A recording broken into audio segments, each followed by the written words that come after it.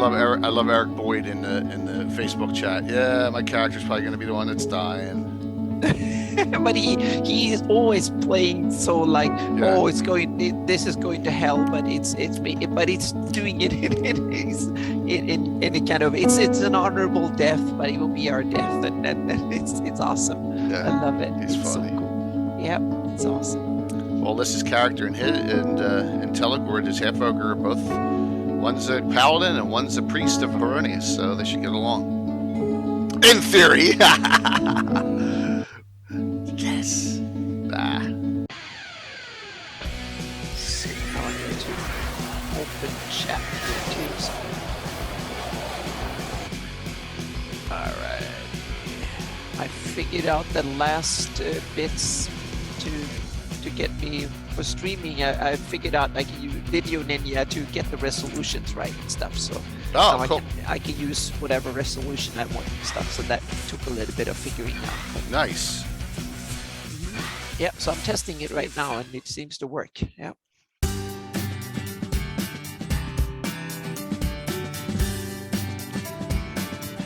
Good to hear. If everyone's doing well out there.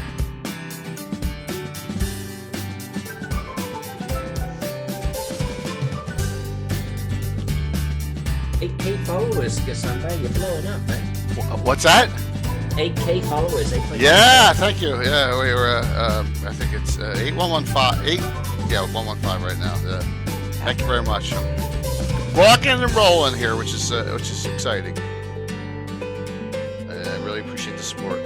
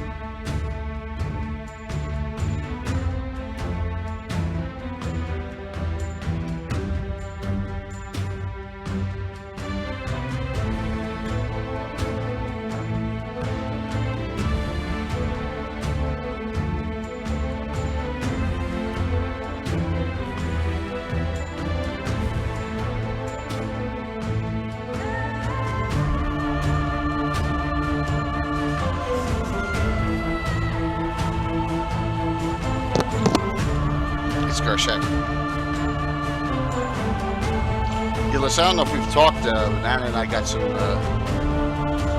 pretty good news from the Troller Games WotC discussions. So we're surprised, So excited about that. Whew. I don't need this. I'm talking to myself now.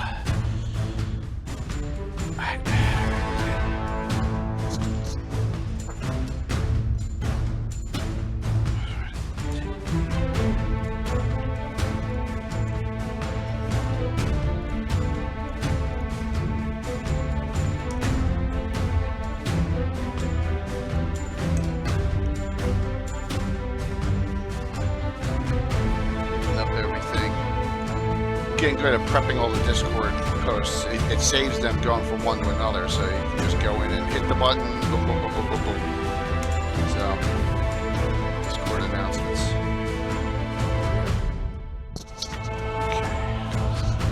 Hey, Caesar. Wandering, good to see you. Gonna have a thick and fun discussion tonight.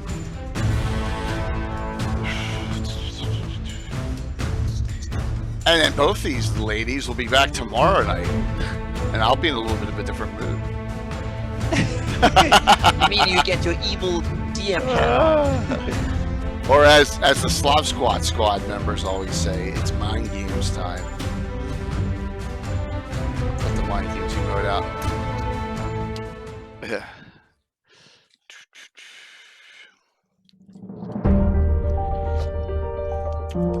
So there's You're a new. Get to see just how epically bad I roll. Oh, you cannot roll anywhere near as bad as my player Tom.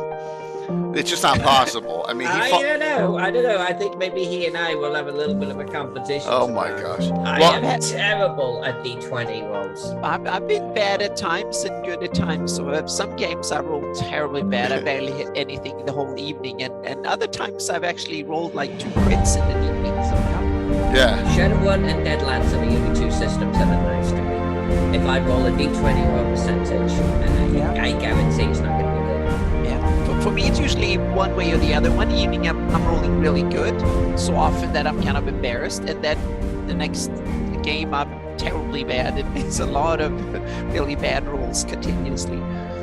But the good thing is, Alyssa, is I have that hero point system, so people are going to be cheering for you guys. Yeah. Oh. Very rarely in these all-star games that they cheer for me. It's usually, unless there's 1 or 2 bad apples out in the audience. Right, Anna? Yep. Right. Sometimes you They will pick you up. you get like DM Dave or someone out there, but normally everyone's helping helping the group. Or they're helping. Otherwise, my characters would have died a long time ago. All of them. Yeah. I got a lot last night. Oh, look at this. Mike Disney's rating it. Awesome. Yep. Mike! Thanks for the raid. We're just getting started. So Mike and Taryn are the first ones. They got a new... I'm hoping it worked. There's a new... where the VIP badges, there's a new badge. Hey, Bones! And that badge is a artist badge. There it is. See the blue? That's brand new. So instead of a VIP, he's got an artist notation. So it's a community badge. So he and Taryn. Yeah, isn't that cool? It's a cool thing. I don't know if it's just partners right now that have it, or if others have it. But I got it, so I'm going to utilize it, Mike. So yeah, it's cool.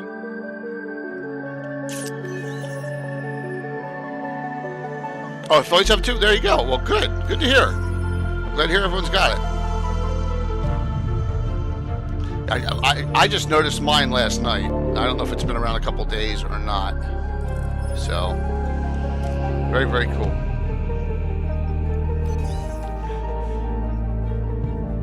Try and send out. Then I should send out my notes too.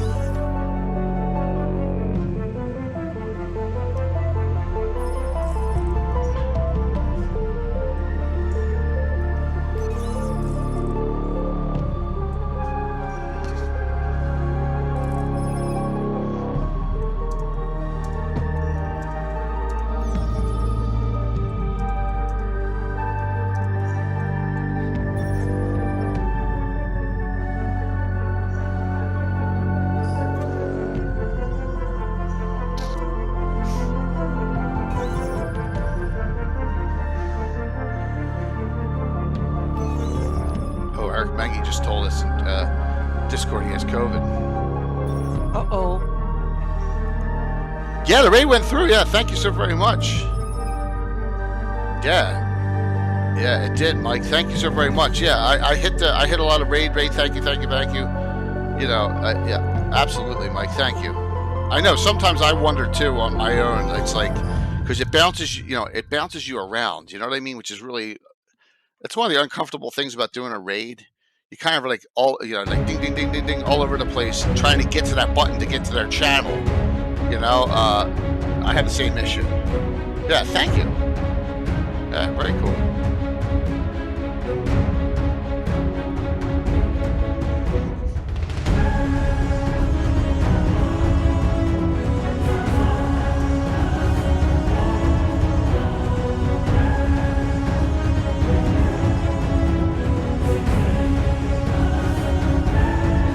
Do I have problems with buttons? I don't know. What's this emote say?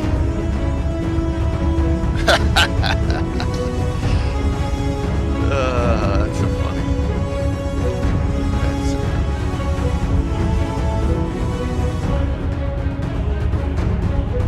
You're actually off tonight. Wow.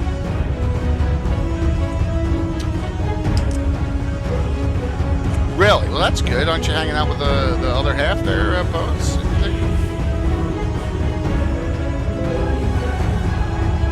see them tonight, especially. We got two Frog Guys. Always is great on these shows. We got two $25 gift certificates to give away tonight for Frog God Games. So it's a nice thing. I got lazy. I didn't change the bottom 2 picks there because I was like, what am I going to change them to? So we got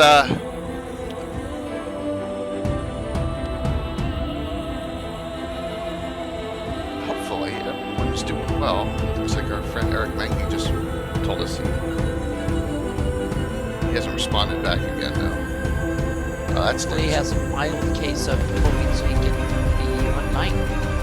Yeah, well, he hasn't responded yet. I said it's up to him. I mean, of course, Yeah. if it's mild, he of course can. But if he doesn't feel up to it, it's up to him. I took my second booster shot today, so. Oh, you did? That first booster shot killed me so bad. I didn't want to do it right now. Me too. But I realized what the heck. Wow. And my yearly checkup anyway endorsed blood, so I realized now I'm going to bite the bullet and take second blood. So I'll set my alarm tomorrow afternoon. So I'll be there. I'm not going anywhere. So yeah, I don't feel anything yet, but it's only been 12 hours yet. So 1 year in show tonight. Yep. So I saw that and I was like, oh crap! And now I'm bouncing back and forth. So let me just see what I missed.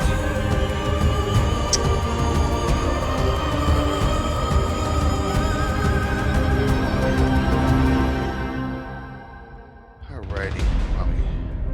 Someone remind me tomorrow, by the way, to put my new shirt on that arrived in the mail. Oh yes! Oh, you yes. got it. I got it. Got it. Fits. Looks awesome. I will endeavour to wear it tomorrow for the show. I should have it on now. What a slacker.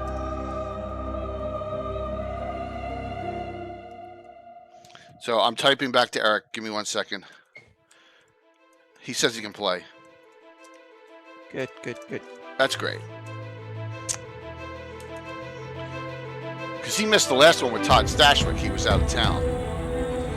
So, good evening, everyone. Hello, I'm J.K. Lurkazumba in this marathon of streams. Yeah, you keep yourself busy, or we keep you busy. This is a busy, but it's fun. I'm having a blast. And good evening. With me, as always, the legendary Alyssa Faden and the grand schemer of Greyhawk, Anna Meyer. Right there we go. It's a new one. I'm trying to come up with new terms. Well, Alyssa is joining me in scheming Greyhawks. That is so awesome. Yep. That is so awesome. Yep. So I kind of tidbited this to Alyssa, and we've announced it a couple times. But so our Altamira project, we actually got Alyssa. We got Watsy to respond in writing to Troller Games of Stephen Chenault in writing how to go about so that we could actually place Altamira in Greyhawk legally. Right on. That's good news. That's good news. That's great news. Where you were going with that, I thought you were going to be saying we got Watsy to respond in writing. They told us to F off. Yeah, no. Your version is way better. Well, that's better than no answer, I guess. Yeah. So it's going to be a little trick of the fan rule Fan things. creation But, policy. yeah. Yep. But it's going to be placed and aired. But we're going to do an entire addendum. That's going to be a free download. It's going to be an official Troller publication that attaches to that and all everything. So That's fantastic. thanks. Yeah, and they gave the blessing, which was maybe something like that. So that's the good news. So 1 year in to a show. Yeah. Well, there you go. That's really good news, though, on our 1 year anniversary. Absolutely.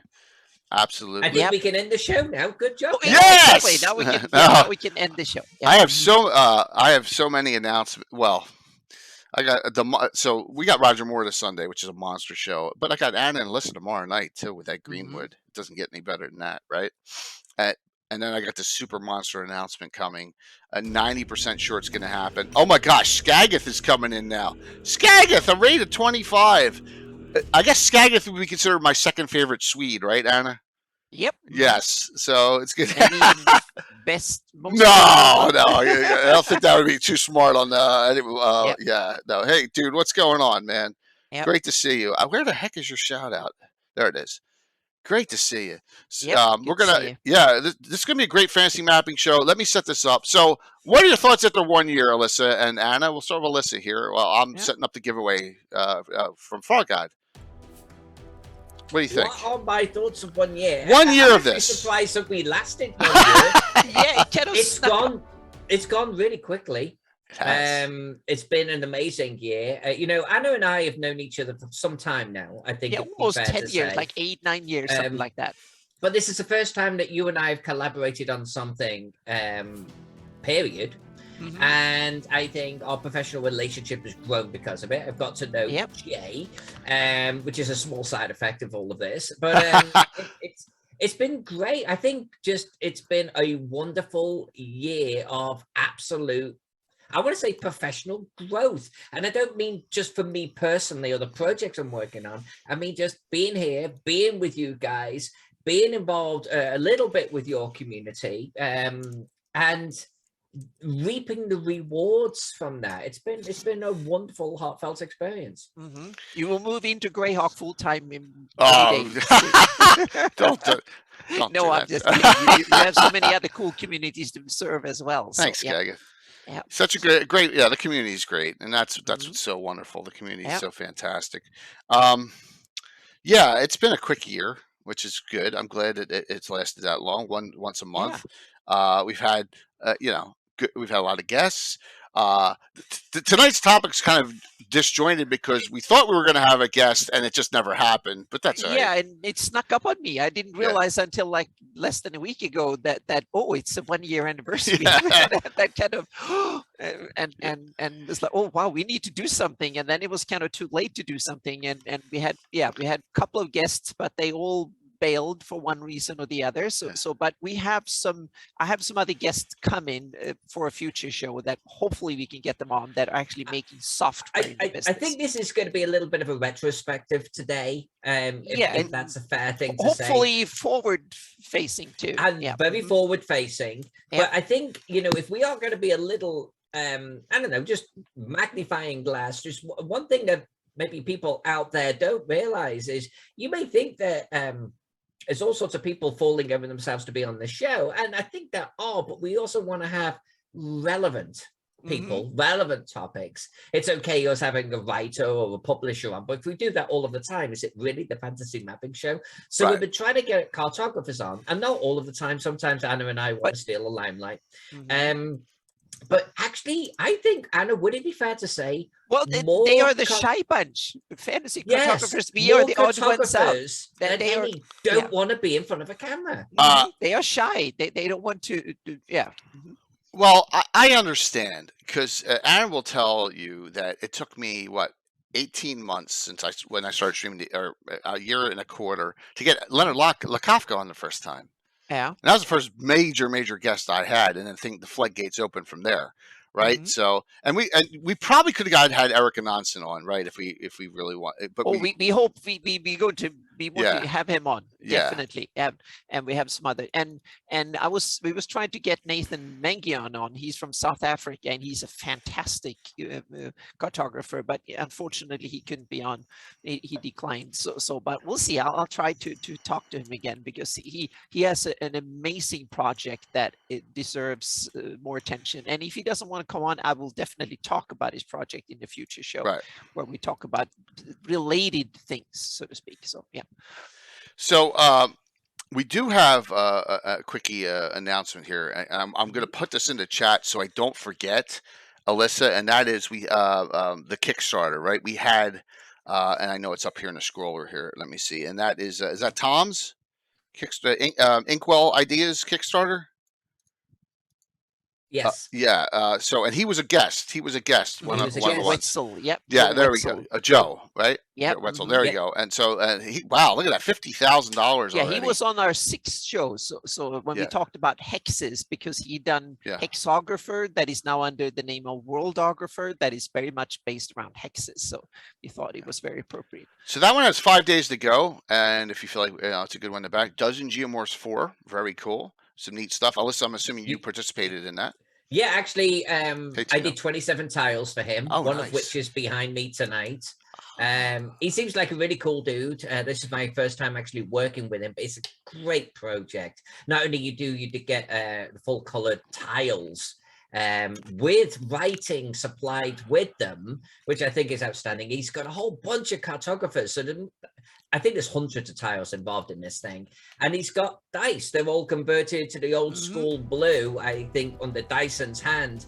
And so you can get all of these dice too. I mean, what a great little project. And it's doing gangbusters. I mean, it funded almost immediately. 4 times over. It's been slugging through the doldrums and it's ending so strong. He's got so many things unlocked. Cool. It's fantastic. Yep. It's a lot of nifty ideas, Inkwell ideas, and Joe, they have a lot of nifty little projects that are kind of off the beaten track a bit that are really cool. So that's 500. Debris the Butcher, you can tell me they start for tomorrow night. I know you want to give that to the DM for a special hero point, so or you can choose if you want. Are you trying to sneak yourself some? Oh yeah, cool. I'm going to need it tomorrow night. Yes. So yeah, the one thing we're finding out in this 1 year is, and we've had this happen. We've had people. I had a big name or big writer of novels say, this person, I don't do any video conferencing period for something. I won't name names, and that's outside the cartography world. So it's not just the cartographers that don't want to come on. It's kind of so. But yeah, oh, there you go. See, look, Skagith hooking me up. See, yes, that's a regular though. That's awesome. Thank you, Skagith. Very, very cool. But we've had some guests that we really would love to have on still. Maybe as we get more popular, we'll get some of them. Yeah, this year. Well, we've had Jared Blando, and he's a fantastic cartographer. And also we found out that he loves BattleTech. Yes, absolutely. That was so awesome. I didn't wake up Alyssa for that game, which would have been at 6 o'clock her time. I figured, I'd rather get her in a D&D game on a prime time. Yep. Hey, I survived Alyssa's Cthulhu game at GaryCon, so anything's possible. Did exceptionally well, and I'm really looking forward to the game tomorrow. Yes, it's going to be a blast. Yes. We'll have a fun and time. Jared Blando was fantastic. I really liked that show. I think we could grab him on again in the future at some point. He's a very intelligent guy. Can talk about almost any topic. Clearly has also written books on how to map. He's one of the industry's staple talents, and it was fantastic having him on. Yep. Yeah. And there will be more opportunities. Absolutely. Yeah. Thank you, Tino. Thank you for the gift sub. I still want to get Schley. I'm not going to. I agree 100%. We should try and get. But that was that wasn't a no. I won't ever come on. That was a conflict, correct? I think so. I think you just can't do it now. Which for me, the door's ajar. I've got my foot in the door. We'll get him at some point. Yep. Okay. Yep. That wasn't like, no, I'm never coming on. We've had 1 or 2 of those. But that's okay. I mean, I think no, it's okay. I think, and I'm not trying to toot their own horn here. I think that now that I got that little check mark, I think people may be a little more amenable to coming on the show too. It's crazy. It's crazy. That thing means a lot. So to certain individuals, and maybe that'll. Oh wow, a partnered streamer. We may get some. We may get some of the other ones. One thing I would like to do in this forthcoming year too, Anna, and I know we're going to talk about what's coming up this year. But one thing I thought maybe we could do is actually bring on some of the up-and-coming talent in the mapping sphere. That's a good idea. Yep. There's some very, very gifted individuals out there. Yep. And their work is truly outstanding, like gorgeous. Yep. I'm hanging up my paint brushes type of thing. And it'd be wonderful to be able to showcase some of their work.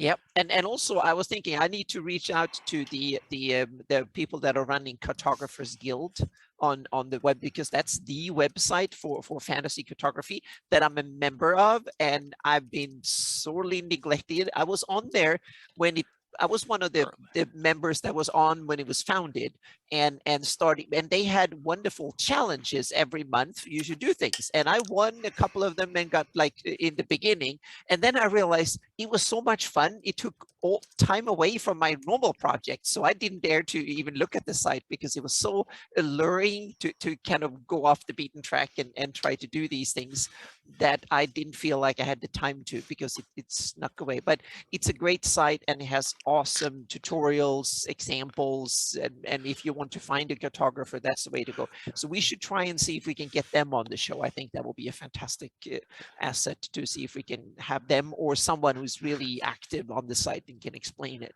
I think that will be a good asset. And yeah, that would be a good one. Yes. Yeah, and also if we can get more people that actually make some of the tools that people are using, and I have a couple of them that I have contact with, so we can probably get them on. I'm not going to say which tool it is, but there are like half a dozen really popular ones. Hopefully we have Joe Wetzel with Worldographer, and hopefully we can get more of them that can explain and show the features and stuff. I'm sure we can woo them across, Anna. Between you and I, and Jay. Come on, we can get you.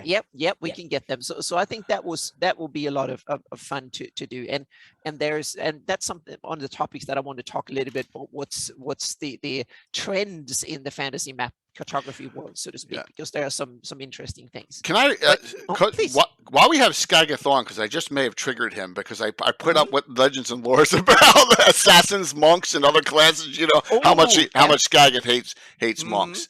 So please stay, because you said someone, as far as a new person, I've reached out. I haven't gotten a response back. I just want to show this real quick here, and that is, has anyone, Skagath, do you know this individual who does these? He's from Sweden. Past Peculiar, a fellow Swede. Yeah, fellow Swede. WizTedT.net. So he's if you know him, let me know. Reach out, because that's kind of a cool like side view mapping that they did like a Ravenloft. His handle, Twitch handle, or whatever it is. He's not on Twitch. He's not on Twitch. He's on Facebook for the most part, and his website's down there too. So, but I'll reach out with Skagath afterwards. I'm just saying maybe you know him. So hey, yes, Sverige. Yep. Yeah, absolutely. So, cool. All right. We had one more show on that taught me, Alyssa, you gave me a wonderful example that I'm going to right now using to tease my patrons with. And when we talked about settlements in episode 5 of last year, then you showed a wonderful example of a settlement that went from a village to a city in step by step.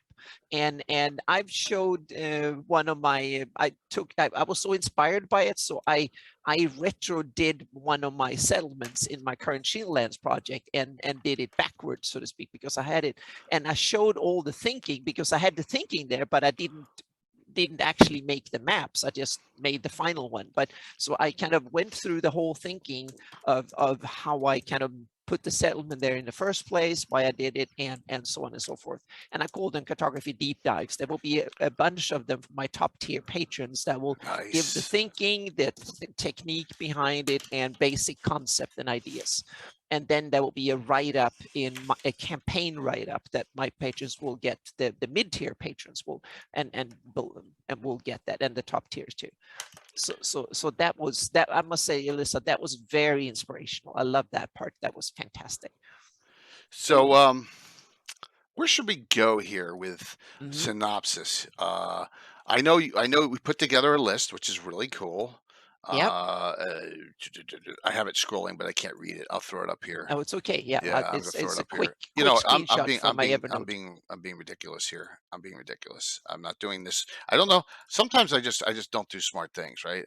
Even with my. Well, you had the wrong button. Yeah, the wrong button emote. So let's try. I think it's scene 4. Yeah. Okay. 1 year in. Yeah.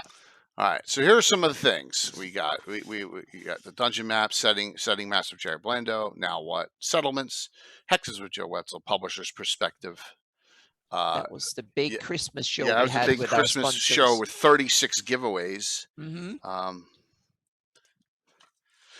Also, 2022 plans, paint and draw live at GaryCon. That was interesting. That's me holding the freaking mic, the camera up the whole time. You know, like this. Yeah, Sam because is I had to up, sit down, down and up. stand up, and I made life difficult for Jake. Yeah, that was fun. And then we had making plans for this year, and now we're on our 1 year show. So it's very cool. So right off the bat, I'm just going to go right for it here. I got two things on here. I have no idea. Like, I know there's this rumor that Alyssa's joining the Greyhawk ranks. Is that something going on? No, I don't know where you got that from. We got it from you Wamtham. last month. Wamtham and Mystery Project. So, and Yep. yes. So, yeah, I mean, but I'm yeah, so people and everyone in the chat too. So, you know, I'm aware of Greyhawk. Duh. But I don't work in Greyhawk. I don't really play in Greyhawk. I'm not very well read on Greyhawk. Okay, just putting that out there. But it has been requested for me to draw cities of Greyhawk, which I've been like trying to avoid for a while now because I can see the amount of work involved. But I got wooed into it. I'm going to be releasing every single quarter, she says confidently, a town or city in Greyhawk, and I'm going to make it available to my patrons too as a Patreon plug. But you know, the first one is Wamtham. Right. Tell me about this. I know nothing other than Anna, please. A rough sketch. I know what I'm going to do different about the city, but I know very little about.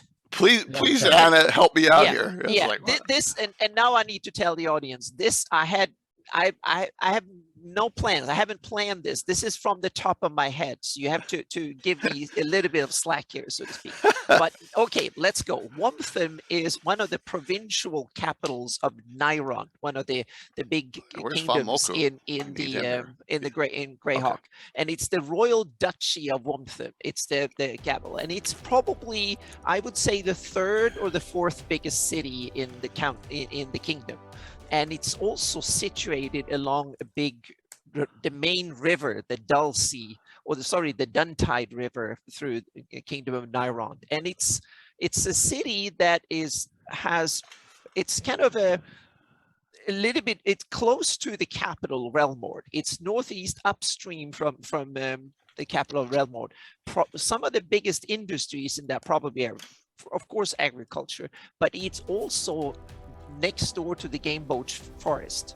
So it probably has timber and forest related industries are probably big in the city. So it's probably things from timber and sawmills to furniture production and stuff like that. Things that requires timber is probably a big industry. The surrounding area is low hills because we are fairly close to the Flinty Hills and forestry with some decent agricultural lands on the stuff. It's probably a fairly old city. Maybe it's probably been a town for better part of a millennium, so almost 1,000 years old. It's probably been settled since the early days of the Erdi, maybe even Flan before then. Because it is I see it. Oh, yeah. Yep. There we go. I was like, where the hell is it? Yeah, there it is. So it's along one of the major rivers, and it's probably built in that location because that's as far up you can go with decent sized ships and barges and stuff. And it's also a place where you can probably convenient ship down more timber and resources downriver as well. So that's what I can judge. How many people live there? By the way, that was fantastic because you didn't know I'm doing this city first. No, you're it's, just like, it's basically what I draw from memory and judging from the map, so to speak. That was great. That's wonderful. Yeah. And I already got some great tidbits now for how to approach drawing this.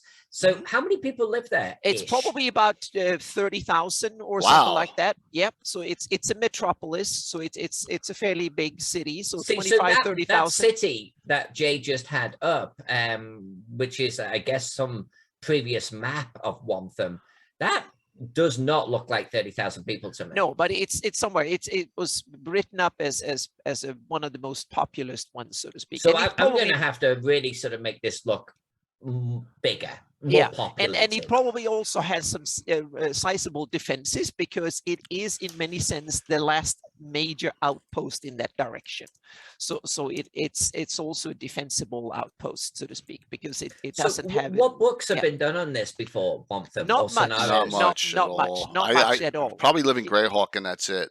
Exactly. Yeah. It's mentioned a long time ago in Greyhawk products. Without, there's no modules being set there. It's not it's one of these things that is written that it's there, but that's about it, so to speak. It's a So where did that city. map come from that I've got that picture of? I don't know. I've never seen that. So map. that looks map of mystery. That is all right. So that is a dungeon, I believe, where they in the back they made during the Paizo Hawk era, they made just generic maps for you to use. Like they do Underdark maps, and they do a Glade map. And I think for some reason someone said we're going to do Wompton. Yeah. So I think you should probably don't pay too much attention to it. Make something that you feel fit into. So there's nothing here that would be particularly seen as canon. No, I don't think so. I think you should do something that inspires you, so to speak. And I'll send you some link to some sources and stuff that you can read for whatever little material. So here's my $1 million question. Yeah. Why Womptham first? Yeah. Why not? Okay. Exactly. I think the intent is to slowly. Here's my understanding. We're going to slowly work our way through the lesser known towns and cities of Greyhawk, the ones that don't really have any love right now, because that's the only way of really keeping me on the project, because I love hearing the words, there's no canon to worry about. No, that's Let's build up my confidence in this and my familiarity. And maybe one day let's throw something meaningful at me, and maybe me and Anna can work on Greyhawk itself. There's a large Undercity area of it, though. Yep. Which is interesting. Take that as an inspiration, and then the general characteristic of the area around it, so to speak. And there you go. Maybe I'll just make this the old city where it all started or something, and then I'll just. Yeah, because it's not a new city. It's been there for a while, so it's therefore you can kind of. Yeah, I mean that's really cool. That I don't think any of these are numbered anywhere. I mean, look, they have Thieves Tunnels here showing you some stuff, but I just don't think that this. It's just by Robert Lee. There you go. Anyone know Robert Lee? Right there, by Robert Lee. So he probably did both of them. Cool. I don't know that person. It would be kind of cool to pay an homage to this, even if it was just in the center, the nucleus looks like this, at least in shape. I think the walls on it look a little bit funny. Some of the interior walls, and the docks. I'm sorry, Mr. Lee, but those docks are gotta go. You need to do a proper port, river port, so to speak. Yeah. But so this will be my first one. That's awesome. Me dipping my little toe in the waters, and that's release awesome. date is around Q3 of this year.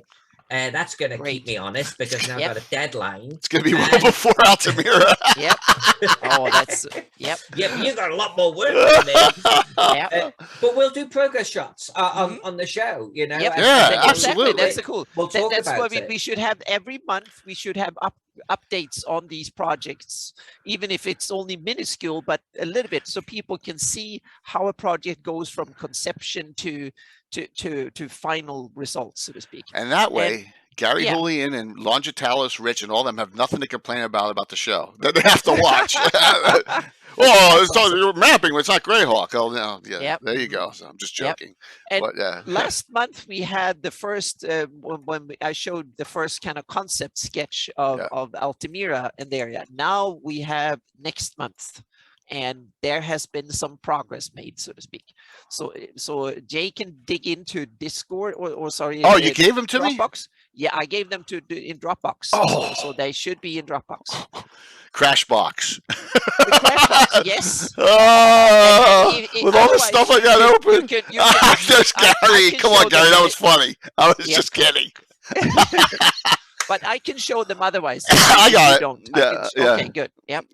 Because I set it up so I can share. Yeah. Those shitty game shows on Sunday. So let's talk about that. Well, we better not. I don't want to upset anyone. I had someone in my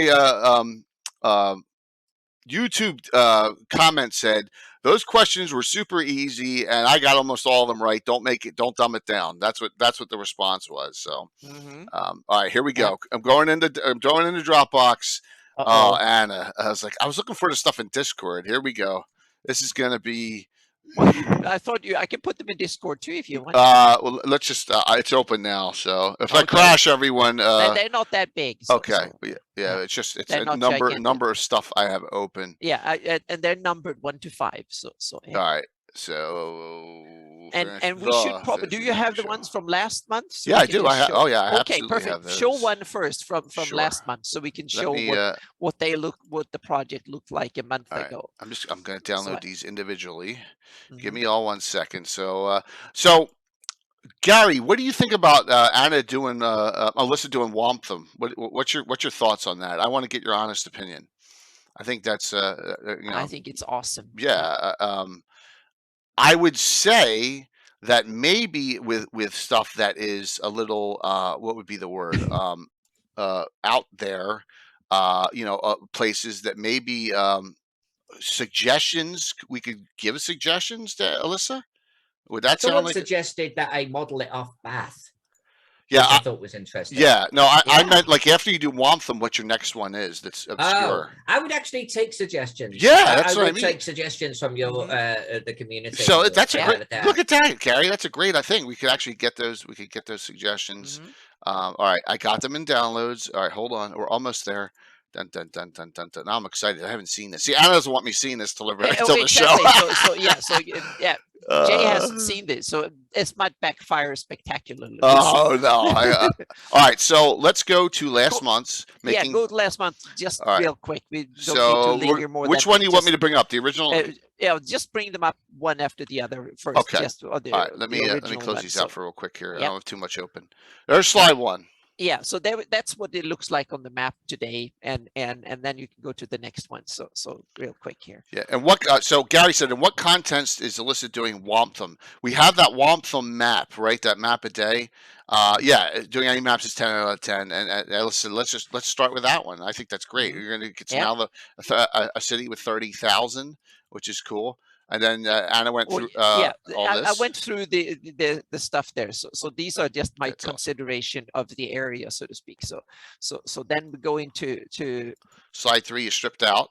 Yeah, exactly. That's just the terrain, what the terrain looked like on the current map. And then I had to start converting that into a concept. So here is the concept of the area. So that's my basic height map idea that I'm working on in World Machine. And then you go to the other one. Then you have a lot of, I've added more rivers, and this is just a concept idea. This is so I know what to work after, so to speak.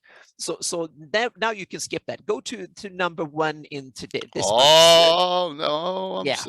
Number 1. Yep. There you go. This is what it looks like when I'm starting to get into a World Machine, and this is now turning into 3D terrain. It's rough and it's not really high resolution yet. This is a 16K render of an area that is 45 by 45 miles. Right. So it's 1,000 square miles roughly. But we get to see. Do you have this is the jewel? Yep. Okay, so this is the jewel here. Yep. Okay. All right, got it. Yep. And some of the banks are a little bit needs to be refined here and there because they're a little bit kind of that they are a bit same old 1 mile after the other. So I need to tweak them a little bit. But they are roughly where they need to be. There's a bit too many lakes over in the mountains on the left. Yeah, I said this is really big. Yeah, that one needs to go. I need to tweak the terrain there. So because lakes, they form when the terrain makes them happen, so to speak. So where did that one come from? That kind of like the software just generated that lake? No, yeah, the lake is generally, I put together fractal recipes, and then I simply kind of paint with those fractal recipes on the terrain. And then there's an algorithm its that thing. figures out where the rivers and lakes ends up. So this algorithm basically says, I think there would be a lake here. Exactly. If the terrain looks in a certain way, then that will be a lake. And that means that I need to redesign. I've already done it, but I didn't render that version. So there's a so version to address this, you will change the terrain. Yeah, I can also cheat by simply telling it that doesn't rain in that area. That's one way around it. But Right, and I don't want to be that way but you can also say, like in deserts, for instance, in deserts you can have all sorts of bowls in the terrain that is not water filled, because it does, like Death Valley. If Death Valley was set in the Congos, it will be a huge inland lake, because it will be water filled, because there is no outlet, so to speak. It's a bowl. So it depends on the climate too. But this is an area in the world where it rains a lot, because we know there's forests everywhere. So that means that there are a lot of the vegetation, which means that vegetation demands a lot of rainfalls. We know that there is a lot of rainfall. So I need to tweak that a bit. But go to the next picture, and we can start seeing the there you can see, and that's isometric. So we can see that it's actually now 3D. So the terrain is 3D. So I'm assuming if here is where Corewood is, Nope, right here. No, up here. He's looking from the south. So I'm looking from the south. Yeah, you're looking from the south. I'm looking south. So no, you're looking north from the south. You're looking from the south to north. Right. So I'm assuming Altamira is over here. Am I incorrect? No. No, I showed it to you earlier, but you don't remember what it is. So this is so detailed different. Yeah. Here. You almost very close. Go up a little. Nope. Up north, and go to the right a bit, and a little bit north, up, and a bit right. Right. There it is. There it is. There it is. And we might need to. There it is. That's what that hole is. Elevation. Yes. Okay. All right. So Corewood is. There's a hole in there. Okay. Yeah. We need to. Corewood's like here. Even further up. Okay. Further up. It's like 50, 25 miles up north. There is some islands in the river. That's where it is. Okay. Yeah. So it's almost at the edge of the map. Thank you, Mike. That's Corewood. Yeah. Very cool. Wow. I mean, it's like, it looks, I mean, when you get to this level, Alyssa, this doesn't look like the Darlene map at all. Like, because all you see are blocks, blocks. So the detail's unbelievable. Yeah. This is 1.5. This is just a little bit over one Darlene hex. This is roughly, it's a little bit more than one Darlene hex. A Darlene hex is 30 miles. This is 45 miles across. Okay. So it's not much more than a Darlene hex. Right. And so you can fit a lot of terrain landscape in one Darlene hex. And note that the set's going to be 15 mile roughly, right? 15 miles across is what we're shooting for with all the detail. So you're looking at, a much. So we will take the center bit there.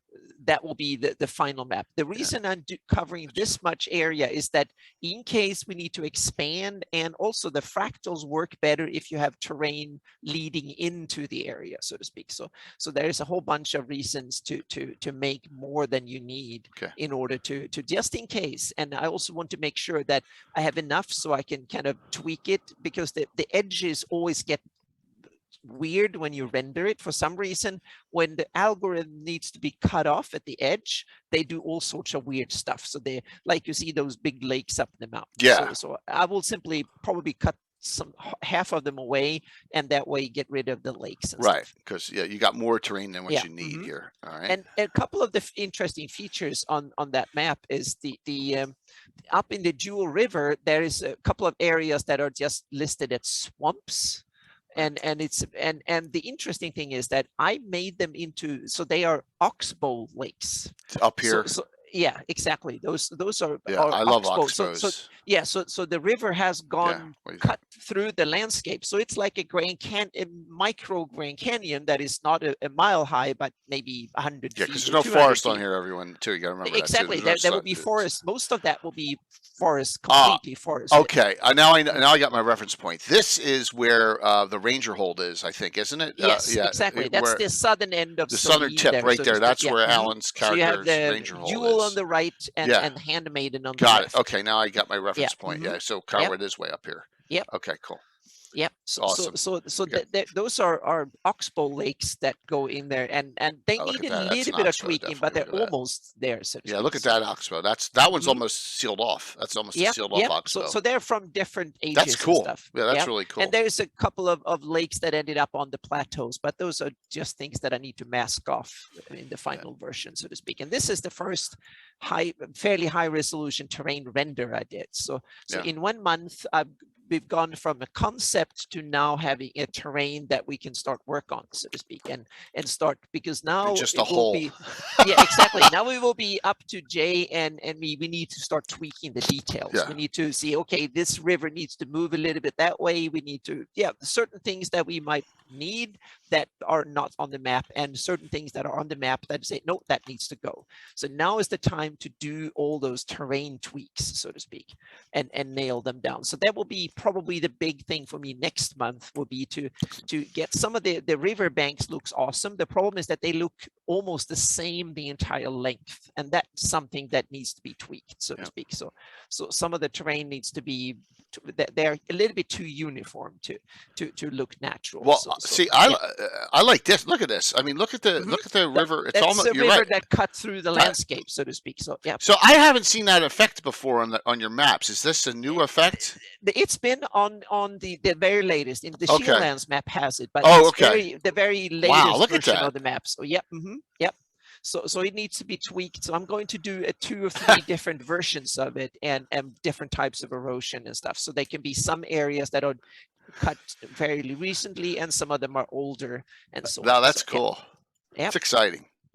Awesome. I know you got 3 other ones here. I have a couple of. We have one with the on the third one. We have a bit more close up on the Altamira. Oh, there we go. Area. So there it you is. have a better, more close up on see what that looks like. So yeah, this is the one I saw. This is the one that we discussed the night we had the meeting, and we said we may put a fortress here on this one, a hilltop fort on this one next to it. And that's just the great thing. I have a freaking circle.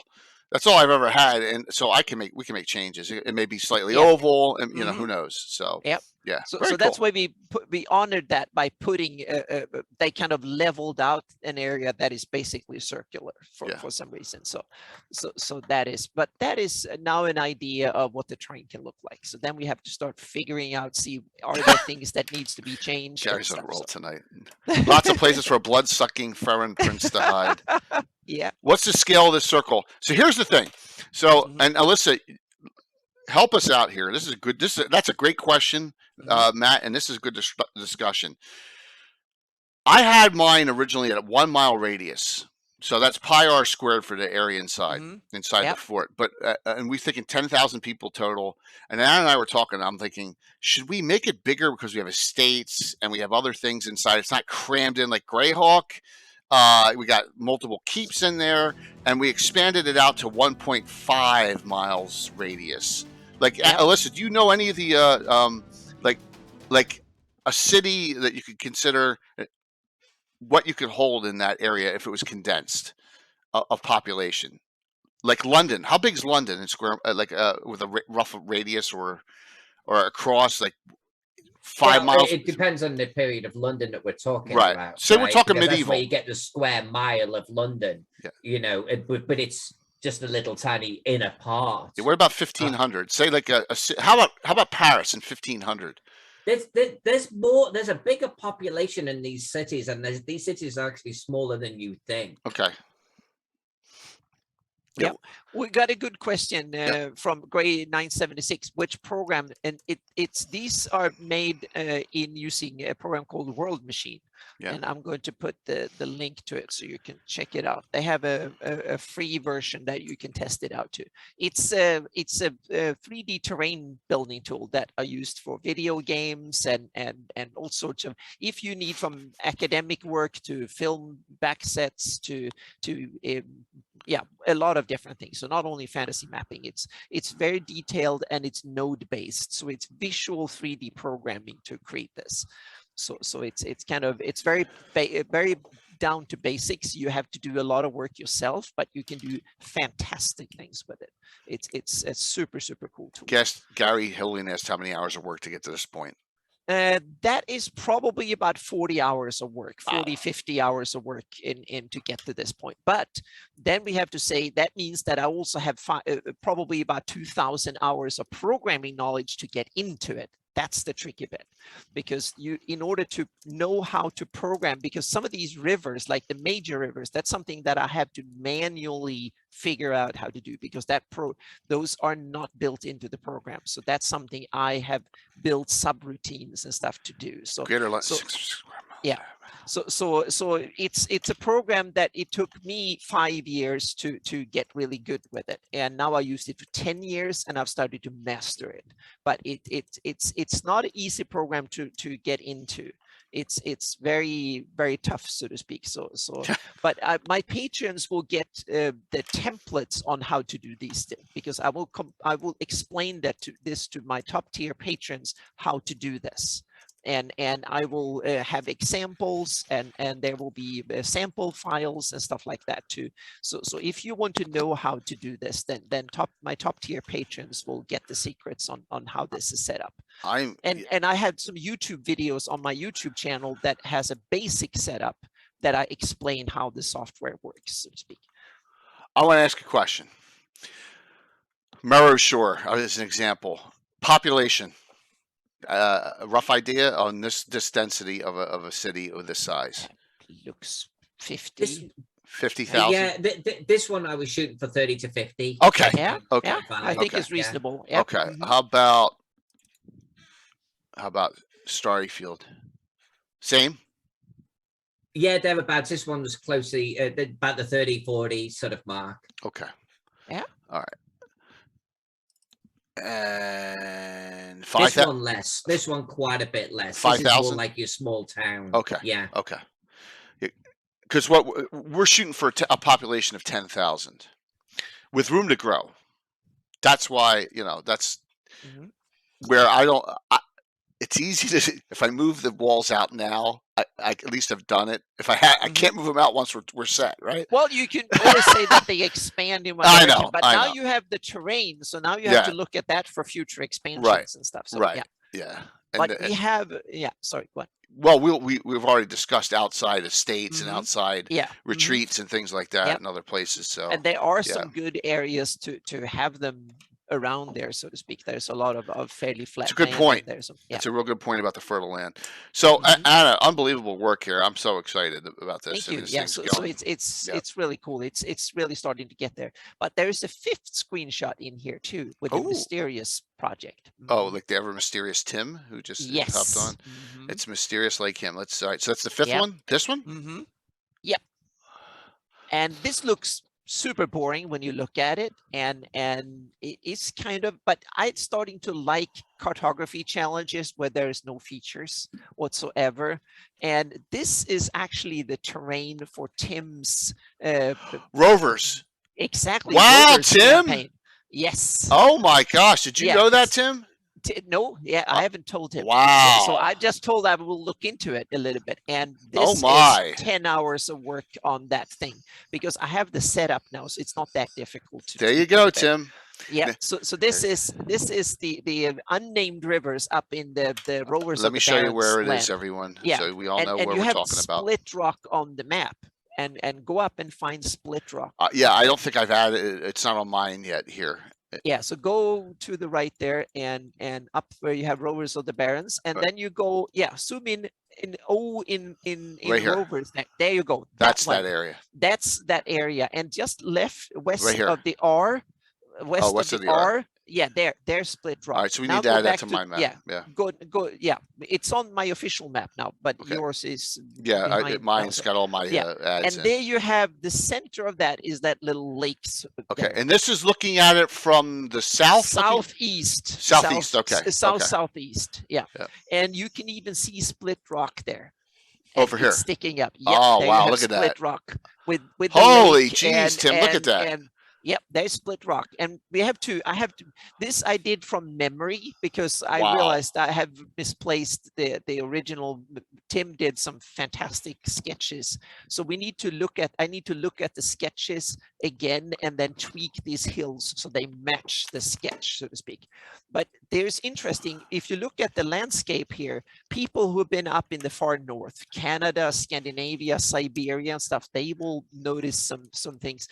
These lands are being scoured by ice. There's been you have the glacial erosion all over the place. There's almost all the hills have been ground down almost to the, and you have these rounded valleys and stuff. That's so the landscape is very different in nature from the other one. Yeah. What a surprise. Yeah, so it's not ready yet. So but it will be, and then Tim and me and Jay have to figure out if there will be a way to publish these, or how they will be. Yeah, I'm going to we're going to talk to Steven and Chuck and see if we can do another addendum of some sort. That's the idea. So maybe we can have a stretch goal or something. We'll see. Yeah, absolutely. So I'm just going to say that's up to Tim and Jay and me too, and with Steven and all the stuff. See if we can figure out how to. But they will be part of my official Greyhawk collection. So right, it'll be put into the map. It's not this resolution. Exactly. So it will be. So that stretch is goals, definitely. Yeah, and to me, I couldn't resist because it's one of these. Goals when you have terrain that basically has no features whatsoever, and it's a challenge to make it interesting. And I kind of it's like you're looking at this from an airplane, right? Yeah, you're like, wow, look at that feature. Yep.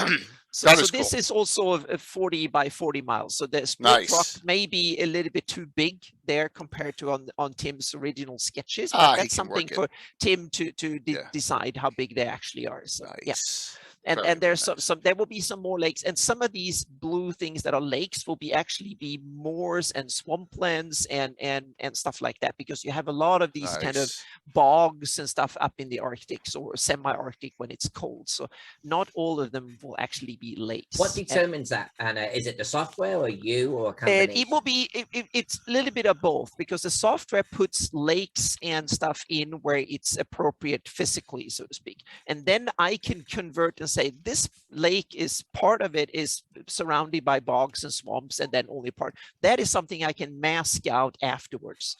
What the software gives me is that area, the blue area that has a flat surface, so to speak, and that flat surface can be swamp, bog, or lake as I see fit. So this looks like a waterfall here. Yep, it is a waterfall. Yep. Yep. And those kind of purple areas there, that's the mask for my man-made programmed rivers in, so to speak. Right. And I want to make them different. So that way I know which way. So if there is some issue, I know how it's generated. If it's generated by World Machine algorithmically, or if it's my program that has screwed up something. That's why they have a different color. And you also have a blue river that goes inside that purple, and that means that since I create a depression, World Machine will put a river in there, and then I can use that, or I can paint over, and I usually use a combination of artistic and algorithm create thing, because I want to add additional detail on top of what World Machine does, and that usually you can create precision and get a lot of cool random stuff on top of it. MPL Illustrator, this is great, spot on for northern Sweden, my own halts. Exactly. Yep. This is what I take the inspiration from. So this is very much the geology you would find in northern Sweden, a large part of Russia, Canada, and stuff like areas like that have have cold winters and short dry summers, and then also have had a large impact of ice back in the day, so to speak. That is unbelievable, Anna. Thanks for wow. So that's a project update. So both of them now needs to go into. We need to tweak the terrain until we have nailed down what the terrain should look like elevation wise. And once that is done, I can start working on biomes, forests, and textures and all that stuff, and finalize those details. Because what I do when I render, I get raw masks. I get a height map and raw map masks, and then I take them into Photoshop and decide that this area needs to going to be lake, this going to be bog, swamp, and also I'm going to kind of correct some of the details on rivers and stuff like that. And when I've done that, I take it back into World Machine, or I will probably take it into Gaia, another similar tool, and then start working on the texturing, meaning where's bare rock, where's grass, where are bushes, trees, and stuff like that. Snow maybe on the mountain peaks and stuff like that. Very cool. Yep. Well, that was a surprise. Yep. Awesome. I'm excited. Yep. So that's Go ahead, Anna. What are you gonna say? No, please. No, I was just gonna say those were the project updates. We did those. Shall we hit trends next?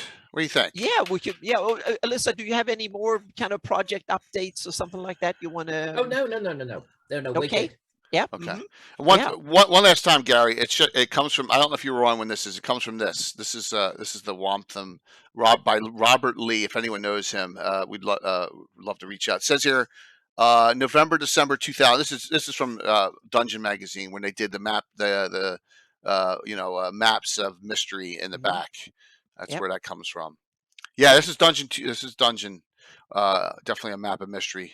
Yep.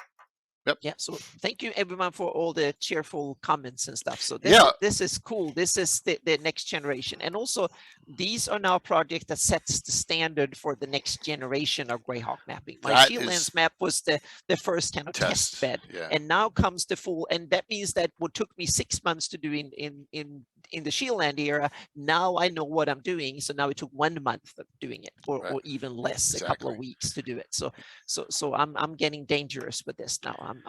I can reuse the setups, the same templates, and just change how the terrain is generated. Meaning, I want Arctic glacial affected terrain, or I want craggy old mountains in the Mediterranean, kind of that has some wind erosion and stuff like that instead. Well, we've set the bar high because I've said I only want to do this project, the Altamira one time in my life, but I want it to be good. I want it to be so everyone's like, wow, so. Okay. The world of the VTT, right? I know we got a lot of stuff here with what percent, Alyssa, of your work is for VTT? Well, to answer that in a couple of different ways. Originally nothing, but about a year ago, I started converting all of my work over to VTT, including all of my city maps, to be honest with you. And then I started doing map packs, which I know is on our list of things to talk about today. And about one a month, I release a map pack. So most of my work, unless it's actually honestly a commission, let's say I did a commission for you, Jay, it's your map. You probably don't want me putting it on Roll20. For example, without some kind of prior, collaboration between us. So typically, if it's a commission, I don't do, that's it. It goes to the client. I'm now completely hands off. Otherwise, everything I do is going into the VTT universe, and it's been doing pretty well. Do you remember what episode we would have seen some of your map packs? Because I may have them here to show. No, but I could possibly. I need a map now? What? No. Settlements. I got a bunch. I know we had them. And I can't remember which one it was. I think I got it. I got it here. I think it's this. This is within the map packs, right? This. I have that on the VTT universe. And I do them all, but I have components. So I have a camp set up, and I have all of the components of a camp, or a gladiatorial arena, and I've got all of the components of a gladiatorial arena. So I don't know if I ever shared them with you, so maybe we could take a look at them in a future show. Yeah, I don't. Yeah. The I've got quite Gladiatorial a few Arena. of Oh my them. gosh, and a VTT Yeah. map. Oh my god, See, that. there you go. Yeah, Mhm. holy jeez. It's like the stuff behind me, you know. Yeah. Once Yeah. I've drawn it on a map, oh, let's use a different finger. Let's point it the right way. Once I've actually drawn them, I can pull these off, you know, whether they be the candles or Right. the sacrificial stone or the Yeah. coffins, etc., etc., etc. So I've been releasing those, I want to say, for about 6 months or so now. Yeah. Very So, cool. so when you do, you reuse a lot of resource, meaning I reuse my 3D programming and how I do it and use that as templates, and you do a lot of stuff, or do you, when you draw a chair or whatever it is, a bed or something, do you copy it from the previous map, or do It's you draw? 50-50. Okay, I have got quite a library of resources now. Mhm. But every map I try to personalize in Yeah. some way. So I always end up adding new assets as well. Yeah. But the stuff I've been releasing every month on my Patreon, they're all new. You know, I'm not pulling out of my library. So let's say someone wanted me to do a merchant caravan map components, horses, wagons, stuff to put in the wagons, yada, yada, yada, yada, yada. I don't have anything like that right now, so I'll draw it. Okay. Yep. That's cool. Yeah. I did a 1920s hotel as well. Oh, cool. Because I'm going to do more and more sort of Call of Cthulhu sort of things too. I'm checking here. That's I'm awesome. because I have a year's worth of maps in my Yeah. that I keep on my D drive of stuff. And Just you in looking the for audience, map packs here. yeah, you the audience, you realize this is the show I'm using to take revenge on Jay, because he always set it up badly and in the last minute and put Jay on the Oh my spot gosh, here yeah. all the time. Yep. Yeah. That's a big part of this show, is to make life I have difficult for this. Jay to produce this. Yeah. That's cool. I could drop something. Oh, that was an old map that I did. Yeah. I'm just looking through. old. If you want to throw something in the Dropbox, and as we continue talking, I will do that, because it will be cool. nothing like the size that Anna does. I will do that. No, but that's one of the reasons I haven't had anything in VTTs yet. That they banned me from VTTs so far. But it's VTTs are interesting to me for a lot of reasons.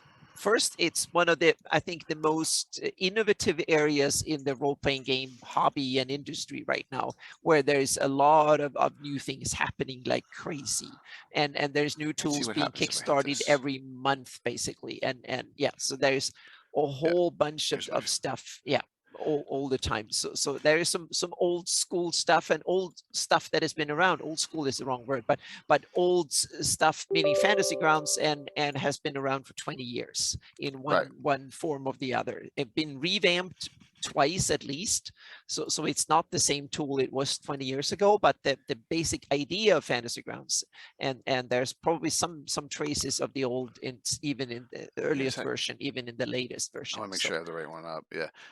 That's Unity, I think. So so people go, why do I have Fantasy Grounds?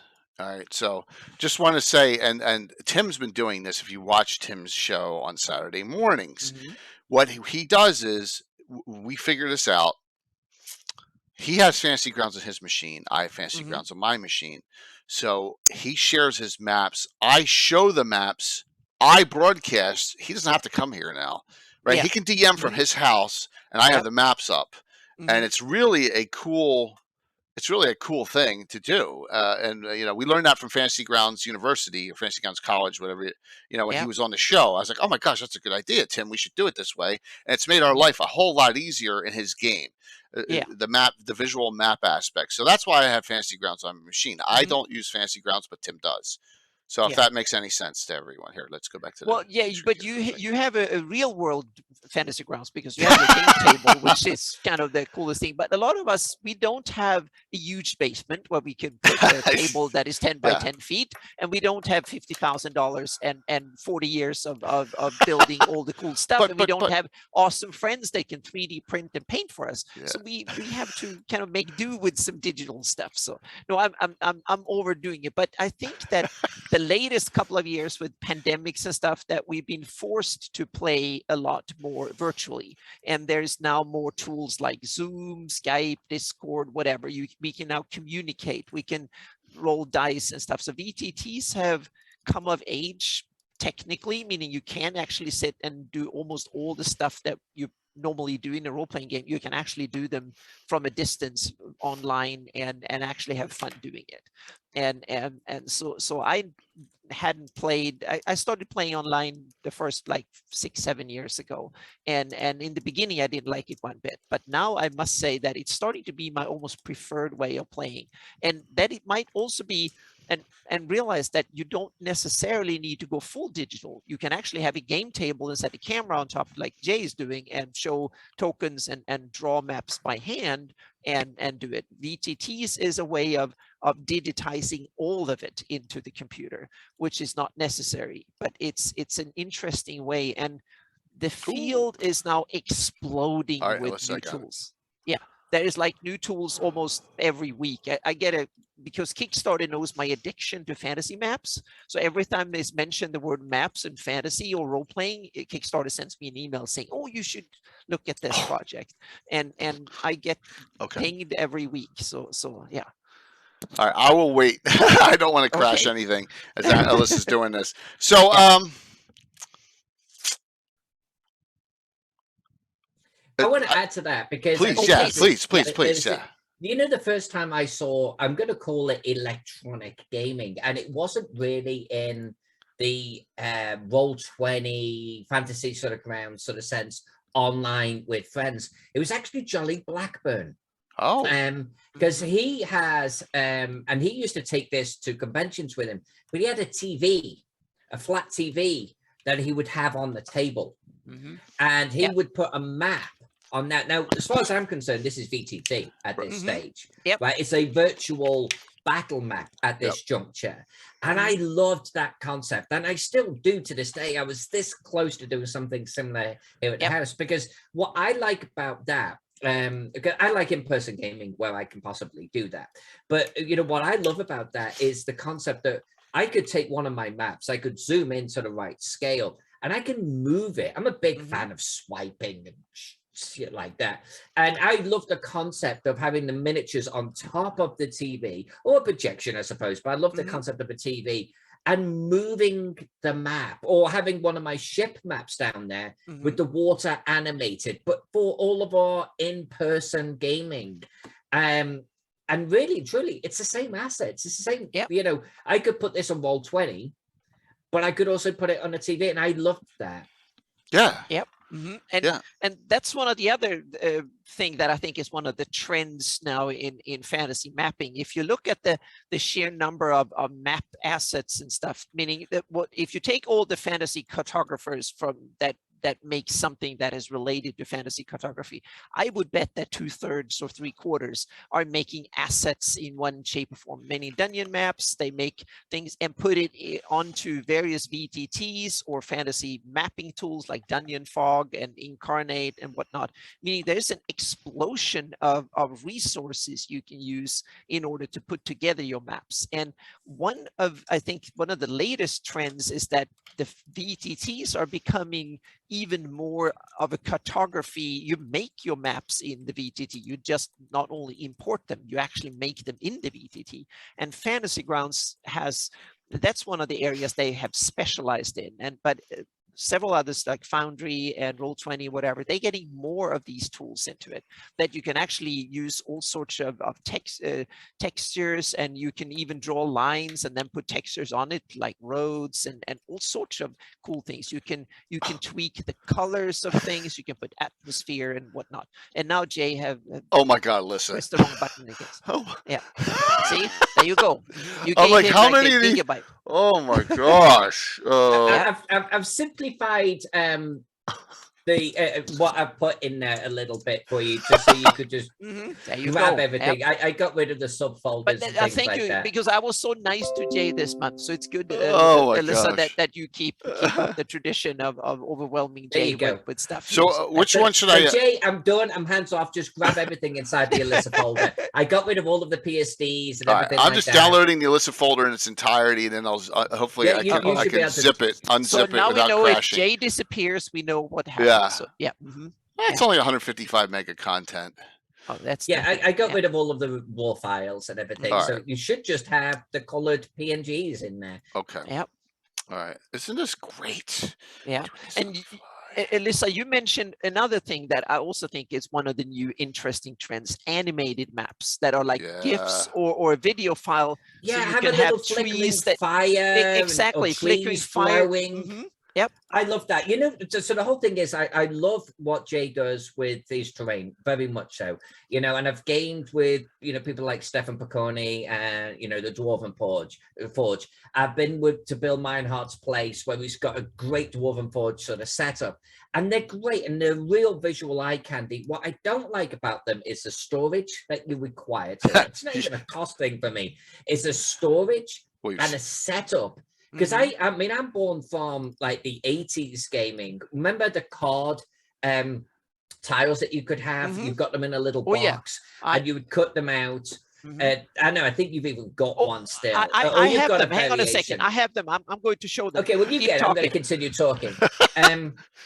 But I love that as a concept, and I still have them. I have thousands and thousands and thousands of pieces, which is great because you can set up a dungeon. But you know the real kicker? You spend half the time searching for pieces versus playing and GMing. So you have to kind of get all of the pieces up front for your dungeon. And I don't like the distraction as you're putting things down if you don't have it set up already. That's why you need an 8-foot by 8-foot table, and I have everything out for tomorrow. How long do you take to set it up? Today, I took extra special care for this thing for tomorrow because Bill has all this new stuff out there. About 2.5 hours. I took about a half hour to tear down the other one, about 2.5 to set this one up. But I knew that was part of the, you know. That was part of it. I went a little above and beyond here. But for me, I love a certain amount of flexibility where the group says, you know, we're going to go here. In a regular game, I can just set up here right now, right? Right. So for me, I think that's one of the advantages of electronic because you can just throw it onto the screen or the projector or whatever it is. For a weekly group that's meeting week after week after week, I agree. But in a one-shot, it's almost like a concept. Agreed. No, one shot. Yours is the way to go. Absolutely. Yeah, you need a little bit of this. But I come from the world of a meeting every week to play with. It's the same here with my guys. You know, my guys, you know, don't remember, and we all know why I have the tuna fish. Go ahead, Anna. Well, I'm gonna make it a salty tuna fish sandwich here. So I know, isn't it great having like 50 some emotes? I can do all this dumb fun stuff. There we go. We got a salty tuna fish. I had to open this because this had been taped up since I moved from Sweden. What so this is it? This is an old box from the 80s where all the original cartoon Dunyan geomorphs or whatever they were called in those days. And these are the old ones that we used back in the 80s. You don't think that like anything's, you open it up, something's going to crawl out? I don't know. It's. Oh, sometimes I'm scared to go in my own bins. I'm like, what is in this bin? This is. Oh, hang on a second. Yeah, these are.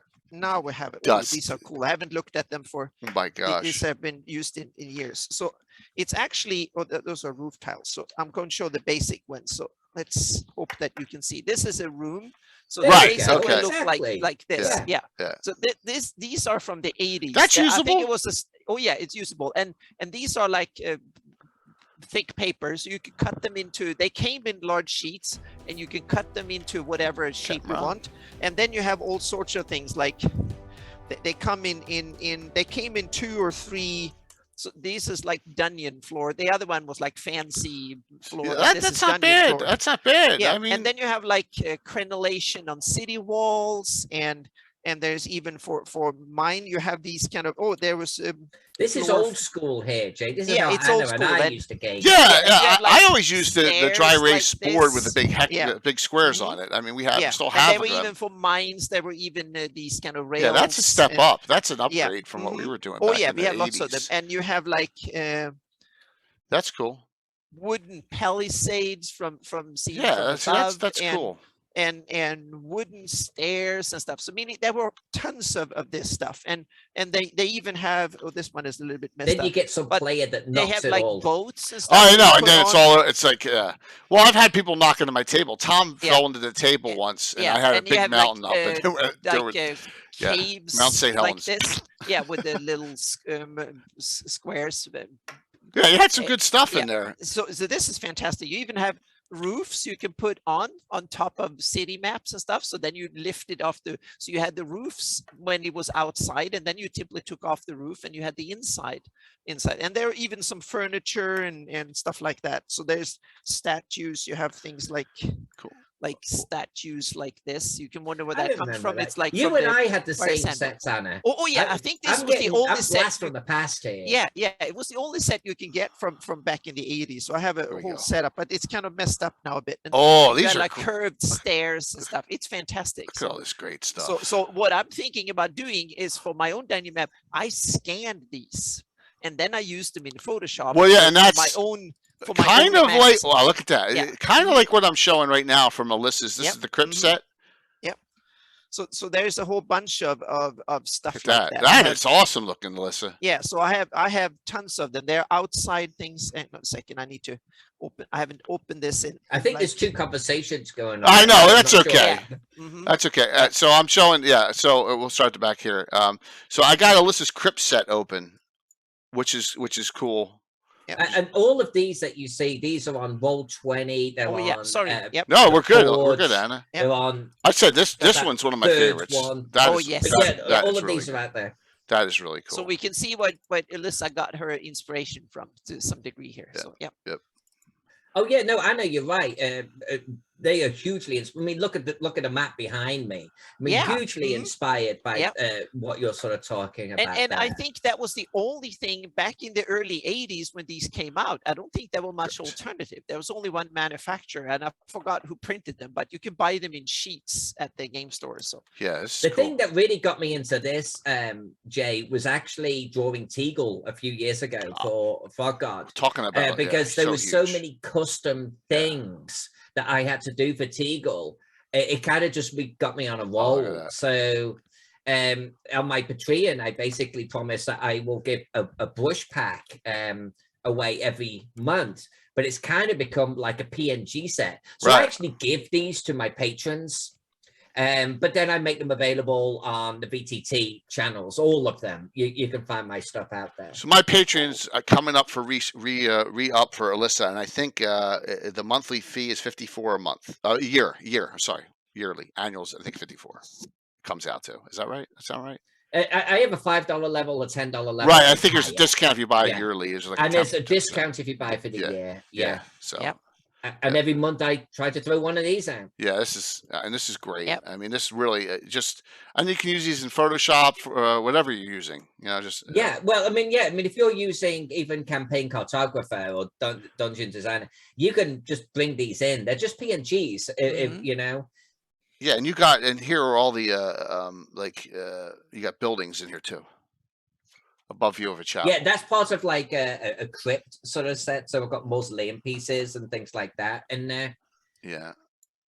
And pillars. Here's the mausoleum from the top. Oh, look at this fog. That's cool. Yep. That is neat. Stone path. Yeah. I'm just going through just and all because I got all. Oh, see, this is right up Tim's alley. Here's a dead person. And here's another dead person. I've got a few corpses and dead people and gore. Oh, no! Splashes. Oh, we may see. see. We may see something like that. Oh, I better keep my mouth shut. No, I better shut up. Oh, that is cool. And also here, all right. So we have Halloween Hotel 1920s complete. So map assets. Wow. Okay. So yeah, so that's my first dabbling in like just a more modern. So this is 1920s elevator.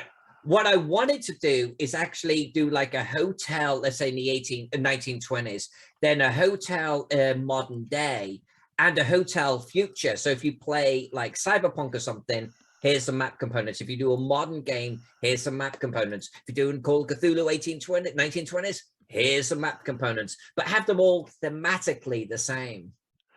Yeah, like here, Yep. waiting room sofa. That could be used Oh, multiple. it looks super. Yeah, cool. yeah. This is great. Mm-hmm. Single bed gross. Yeah, don't bring that one up. Oh, there we go. Don't use a Yeah. black Don't light put a there. black light on that. Oh, Wow, that is awesome. that is cool. And the inspiration from that is straight from Teagle, because if you look at some of the Teagle rooms, like there's a barracks room on Teagle, and I actually did this. I was streaming it when I did it.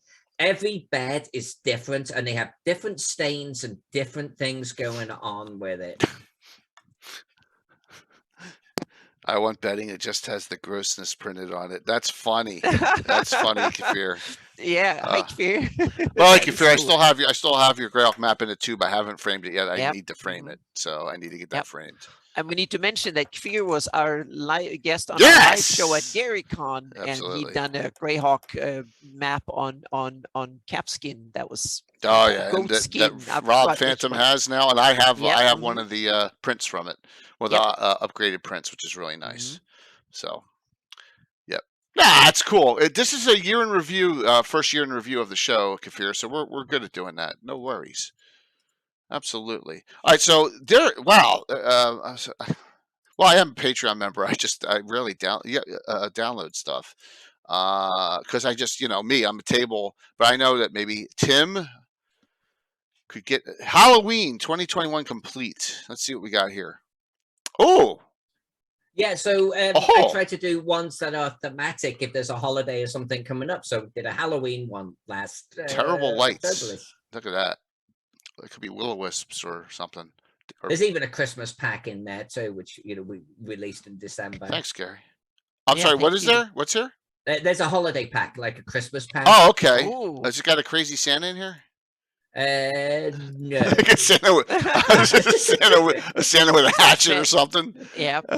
Oh, that would be actually like Crazy Christmas. That would be a good one. Everything's kind of twisted a little bit. Yeah. That's nice. Look at that. That's good too. All great stuff. And these. I mean, there's so many uses for these. So many. I could, if I had half a brain, for like even putting out some ads, I could throw some things in there. Anna, please, don't let Patrick re-up you. I just saw your thing, and yes, please, don't do it, Patrick. Don't do it. I need to go don't in do it, and please. do it here. So, yes. Yep. Thank you for reminding me. Yeah, I'm like, oh, he's probably gonna get you. Yeah.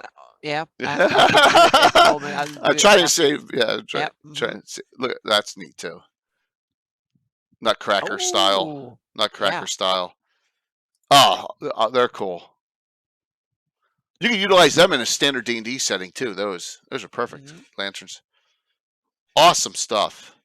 So and we're no red news reindeers in here, but we got this. You can a little bit of you can put a red nose on it. So yeah. That's so cool. Yep. Jeopardy music and yes.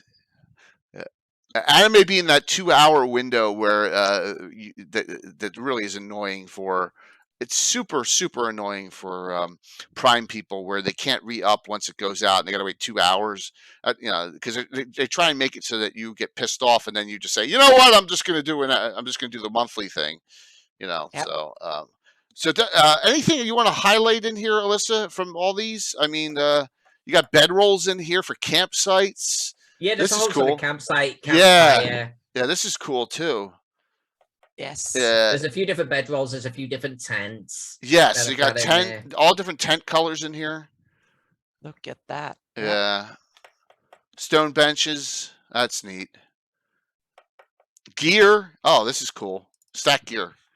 Yes, the stacked gear. It's because what I want you to be able to do is like, you're playing VTT, get your tents, put them down on the map, get your gear, put them down. Right. Create a nice little scene, Yep.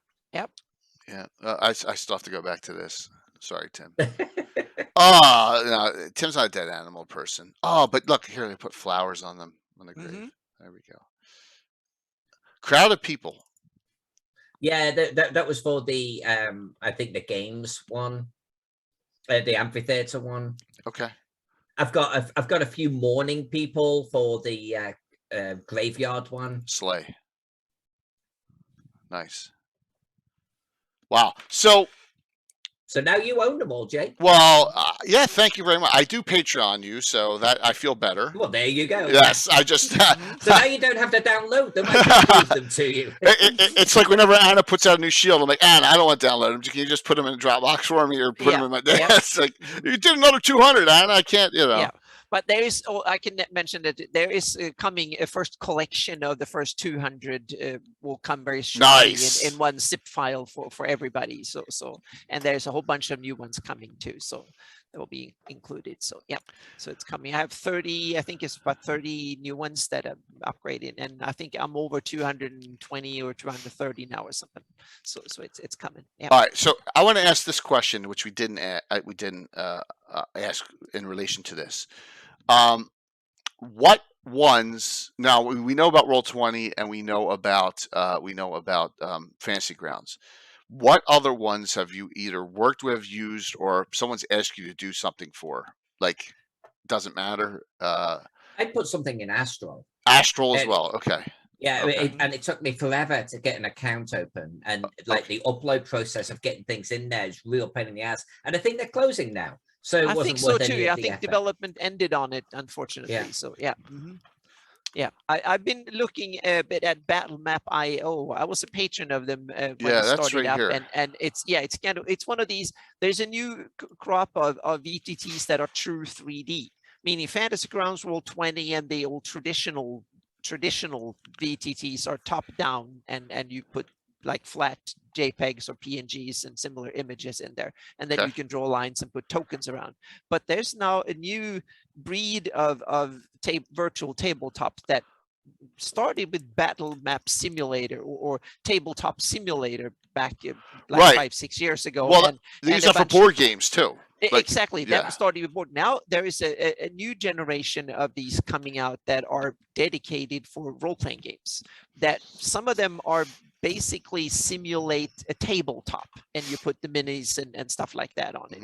Some of them are more kind of, they're just generic. They can do whole landscapes and stuff, and that's what I got interested in some of them, because they are really cool. They're starting to use game engine technology, Unreal and Unity stuff, and so they are kind of a crossover between video games and role-playing games. So you use video game technology to use to make a tool for tabletop gamers, like Tailspire. Exactly. Tailspire is part of that new generation uses. of stuff. Yeah, exactly. And so Tailspire was one, and now I saw one that was kickstarted, or is supposed to be kickstarted in a few weeks, or maybe in a few days. I'm not sure. Coming out this May, and it's called Scene Grinder. I'm not sure. I really like the software should not called Grinder, in my opinion, because it sounds like it's more work than I get like. But when I saw it, there were some features that I was really intrigued by, and some features I was like, oh. So and to me, it was kind of interesting. First of all, what intrigued me in Scene Grinder is that they had huge landscapes. Then there's several others that I've seen huge landscapes that look really good. I've never heard of it. Yeah, me neither.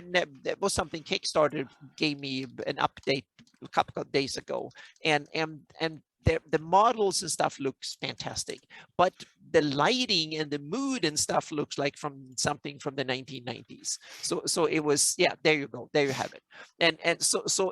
And to me, it was interesting because they have both features that are, look, there you have, like, you can have a whole city on it. Interesting.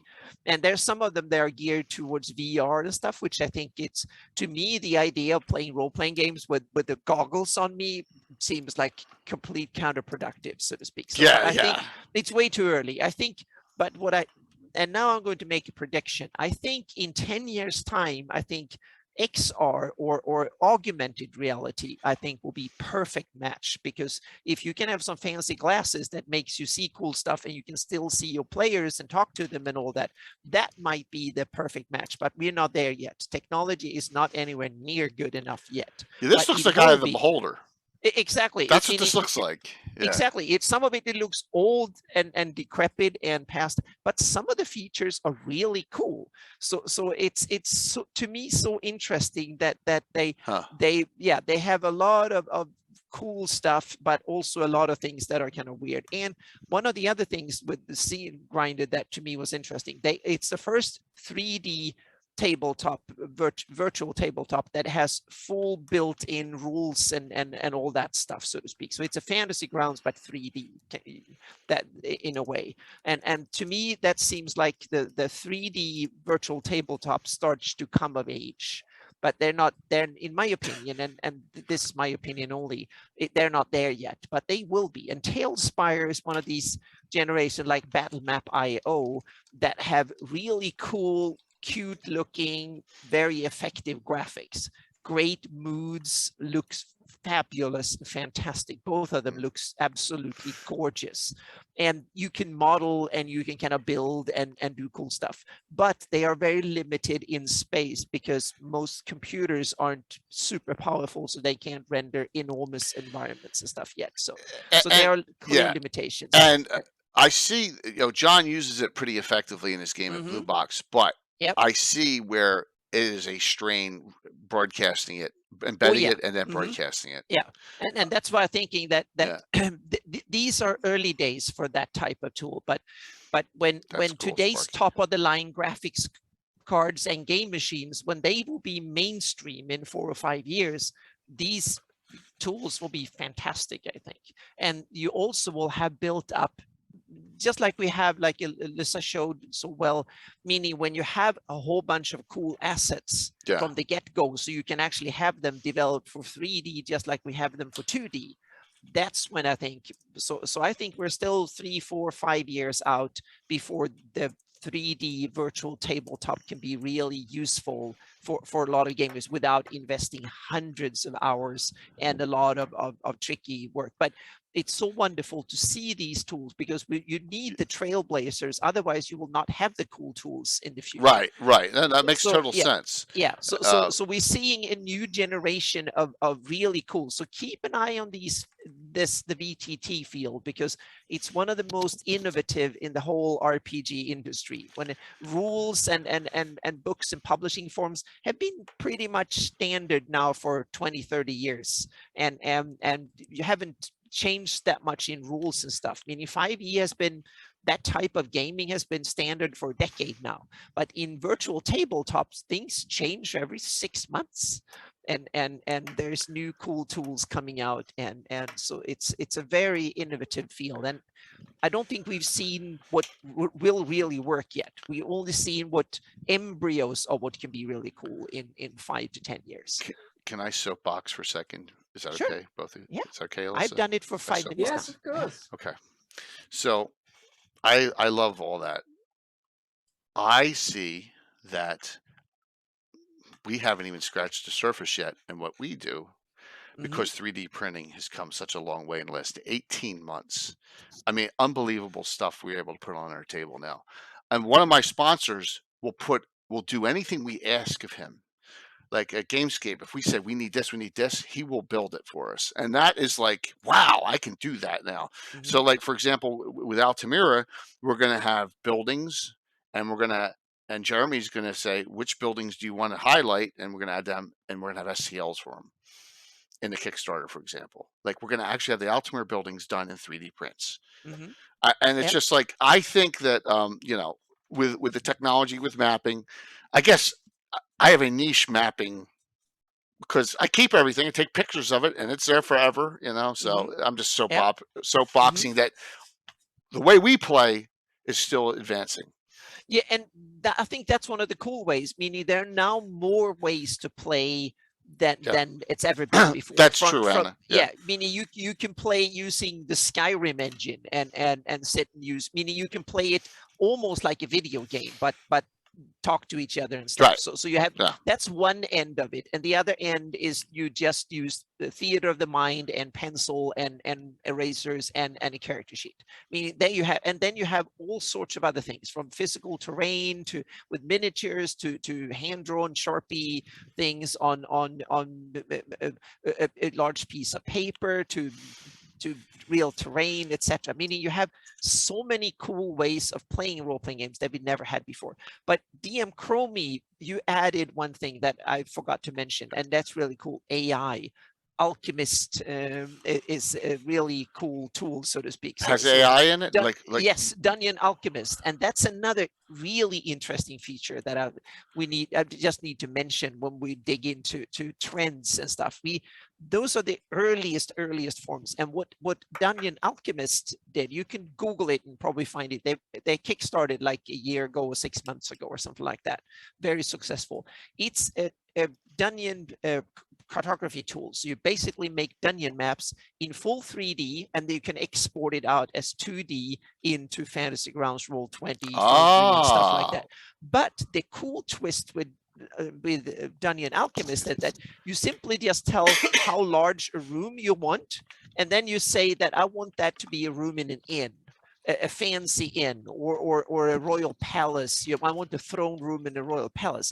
And Dungeon Alchemist will simply populate it using artificial intelligence to make it look cool. So they will simply put in all the props for you in full 3D. And then you can simply say, well, I don't want that urn, or I don't want a candle on the wall there. And you can just move it away or switch it out afterwards.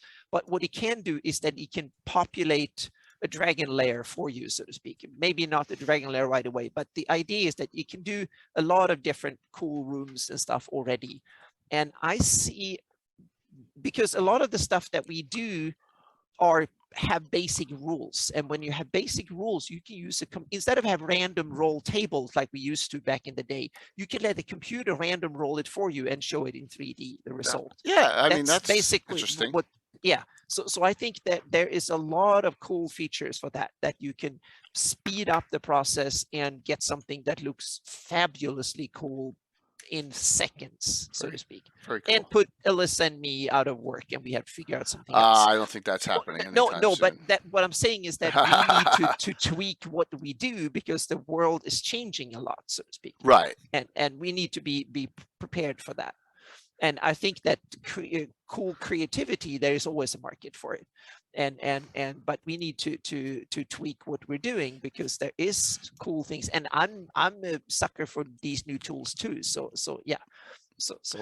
I don't think it's gotten to the point where everyone, I mean, look at the success of Cobalt Press, Stroller Games, all them books. Yep. People still want the books in their hands. Yes, and I think they always will. But I think there will be a different kind of book. Back in the day, the rules book, that you used as a way of finding the rules during the game, that was the key use of the book. I think that books will be more kind of elaborate, cool, wonderful looking books that will be used as collectibles to show off to friends and to be inspired by. And then the rules reference will be used on an iPad or in a browser or something like that. If you just want to look up the feat or a proficiency table, you don't need to look in a book to do that. But I think books will definitely be part, but they will probably be more expensive, cool looking books that will be more of collector's items with wonderful stories and pictures and illustrations and stuff like that. And just the mundane rule reference will probably be digital, so to speak. Okay. More, that's my guess, that we're moving in that direction. So some great 3D, some great VDT. My brain just froze. So great VTT discussion. What should we go through in the last 15-20 minutes here, Alyssa? What do you think? What do you want to touch on? Well, what's next on our list here? We got advanced fantasy mapping tools, which is we kind of started to touch on it, but I wanted to just reach out a little bit because I wanted to look forward a little bit into what is coming in that we might want to cover in upcoming shows. That's why I put it Okay. in there a little bit. Go for it, yeah. Anna. Let's do it. And we have meaning, and I already mentioned it a bit, that when you take the tools like Tailspire, Battlemap.io, even Tabletop Simulator, Dungeon Alchemist, and a whole bunch of these, they use game engine technology, and that is the software that puts together all the wonderful gaming worlds, from Skyrim to World of Warcraft to all the cool games that when you run around in a game world doing things, shooting things or looking at things or building things, then you're using these tools. Software is usually put together using a game engine. That's the basic software that makes it happen, the scaffolding, so to speak. And those game engines are getting both easier to use and way more powerful, and they are now looking gorgeous. And go back a few 10 years or so, game worlds were so tiny that you basically had to go from room to room.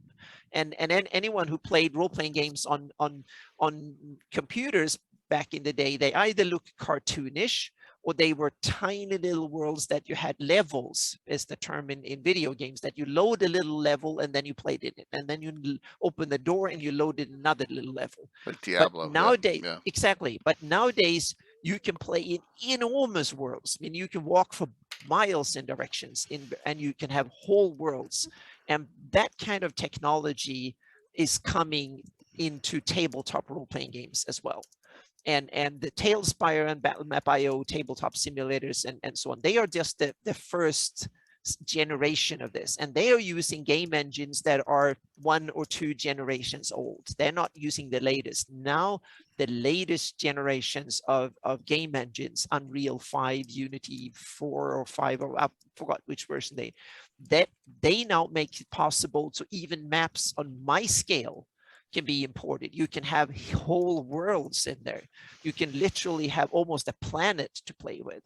And that means that we can fairly soon start seeing things that you can literally have your own game world and play with, and you can place things in there, and you can have your own digital version of your own campaign world.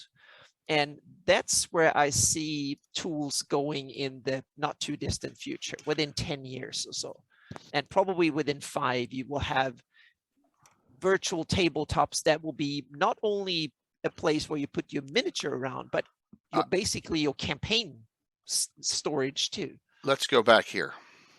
Yeah. I'm going to show what I would do, and that is I'm coming here.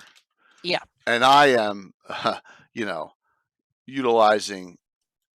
I'm utilizing this your map. game table is less than it's probably about 4 pixels of that map. Right, exactly. But when the larger scale for travel or whatever, I always bring your maps up as it is, but now I'm bringing up this instead with this level of detail, and I can get way down and dirty here. Even you can plan things, and you can kind of you can kind of see things where, okay, where are we building? Where are the orcs having their hideouts? To put this in perspective, tomorrow night's map is this. Right, so here's Altamira. Here's where you're starting, Carwood. Right, so and that's that. This is the map I use now, but that is going to convert over to the other map in this area, and I'm going to be like, and so now I understand what you're saying as far as that goes. Yeah.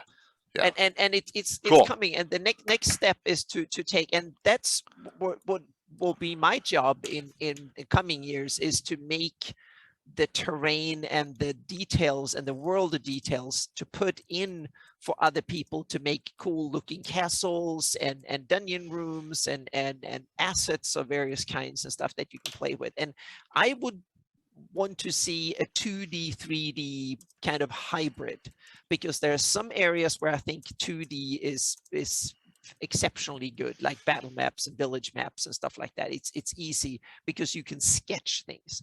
But when it comes to showing what the world looks like, then 3D is really kind of makes that you can tell what the landscape look like.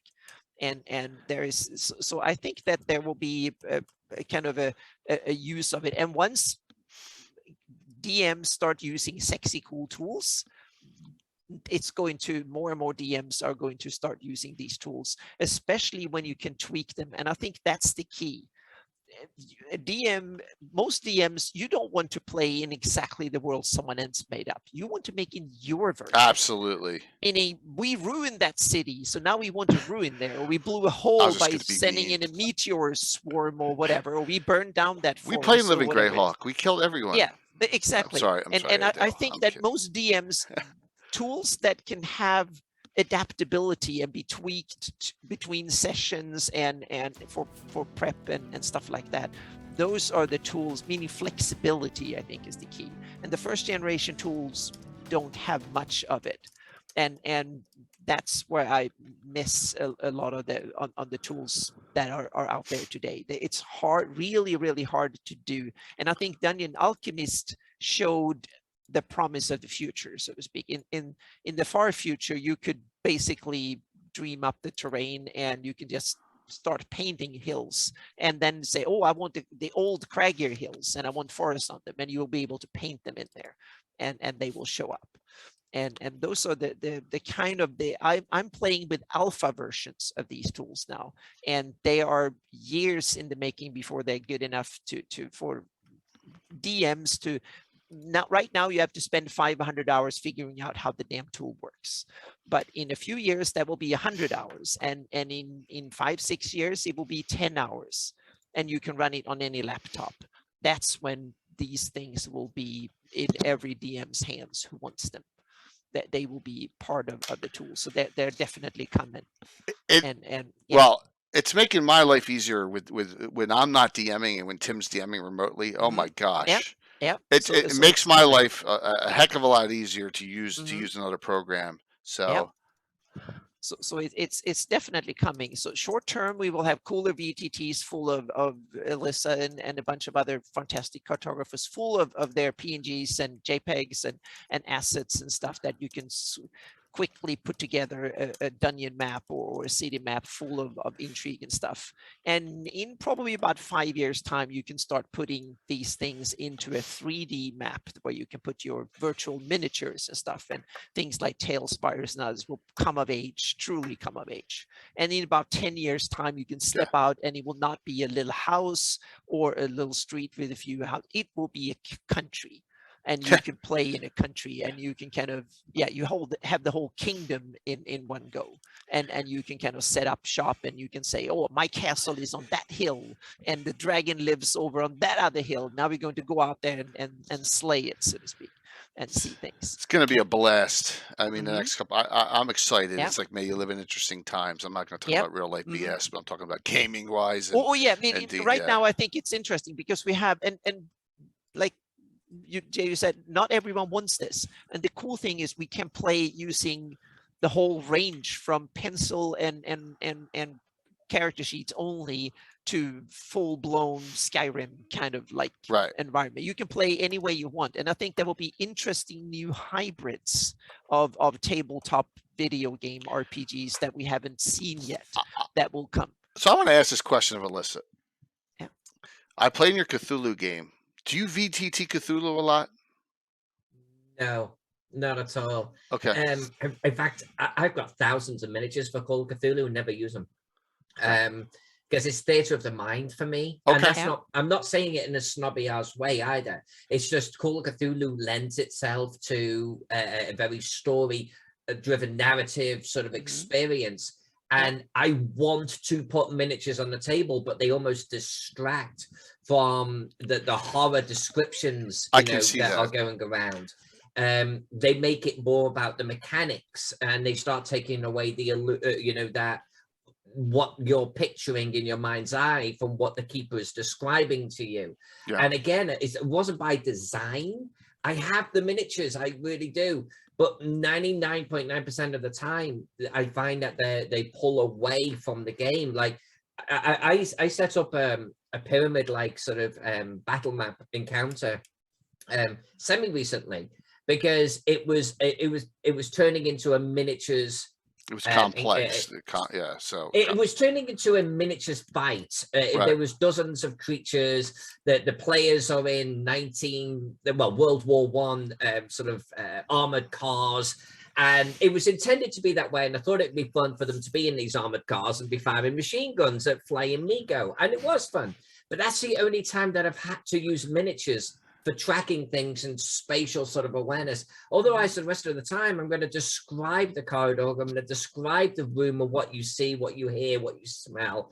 And I don't use miniatures for that. And I wish I did, because then I would have some justification for owning them.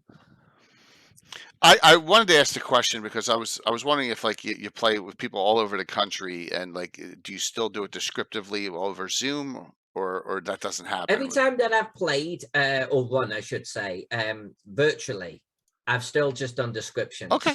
And it's worked out. It's worked out pretty good. Now, don't get me wrong, I would love to sort of conspire a virtual tabletop where the shadowing and the sounds and everything are there. They're built in. I use sound a lot too in my games, and that works really well. Yeah, I use Syrinscape, but it's brilliant because you can have the players sit around the table shitting themselves.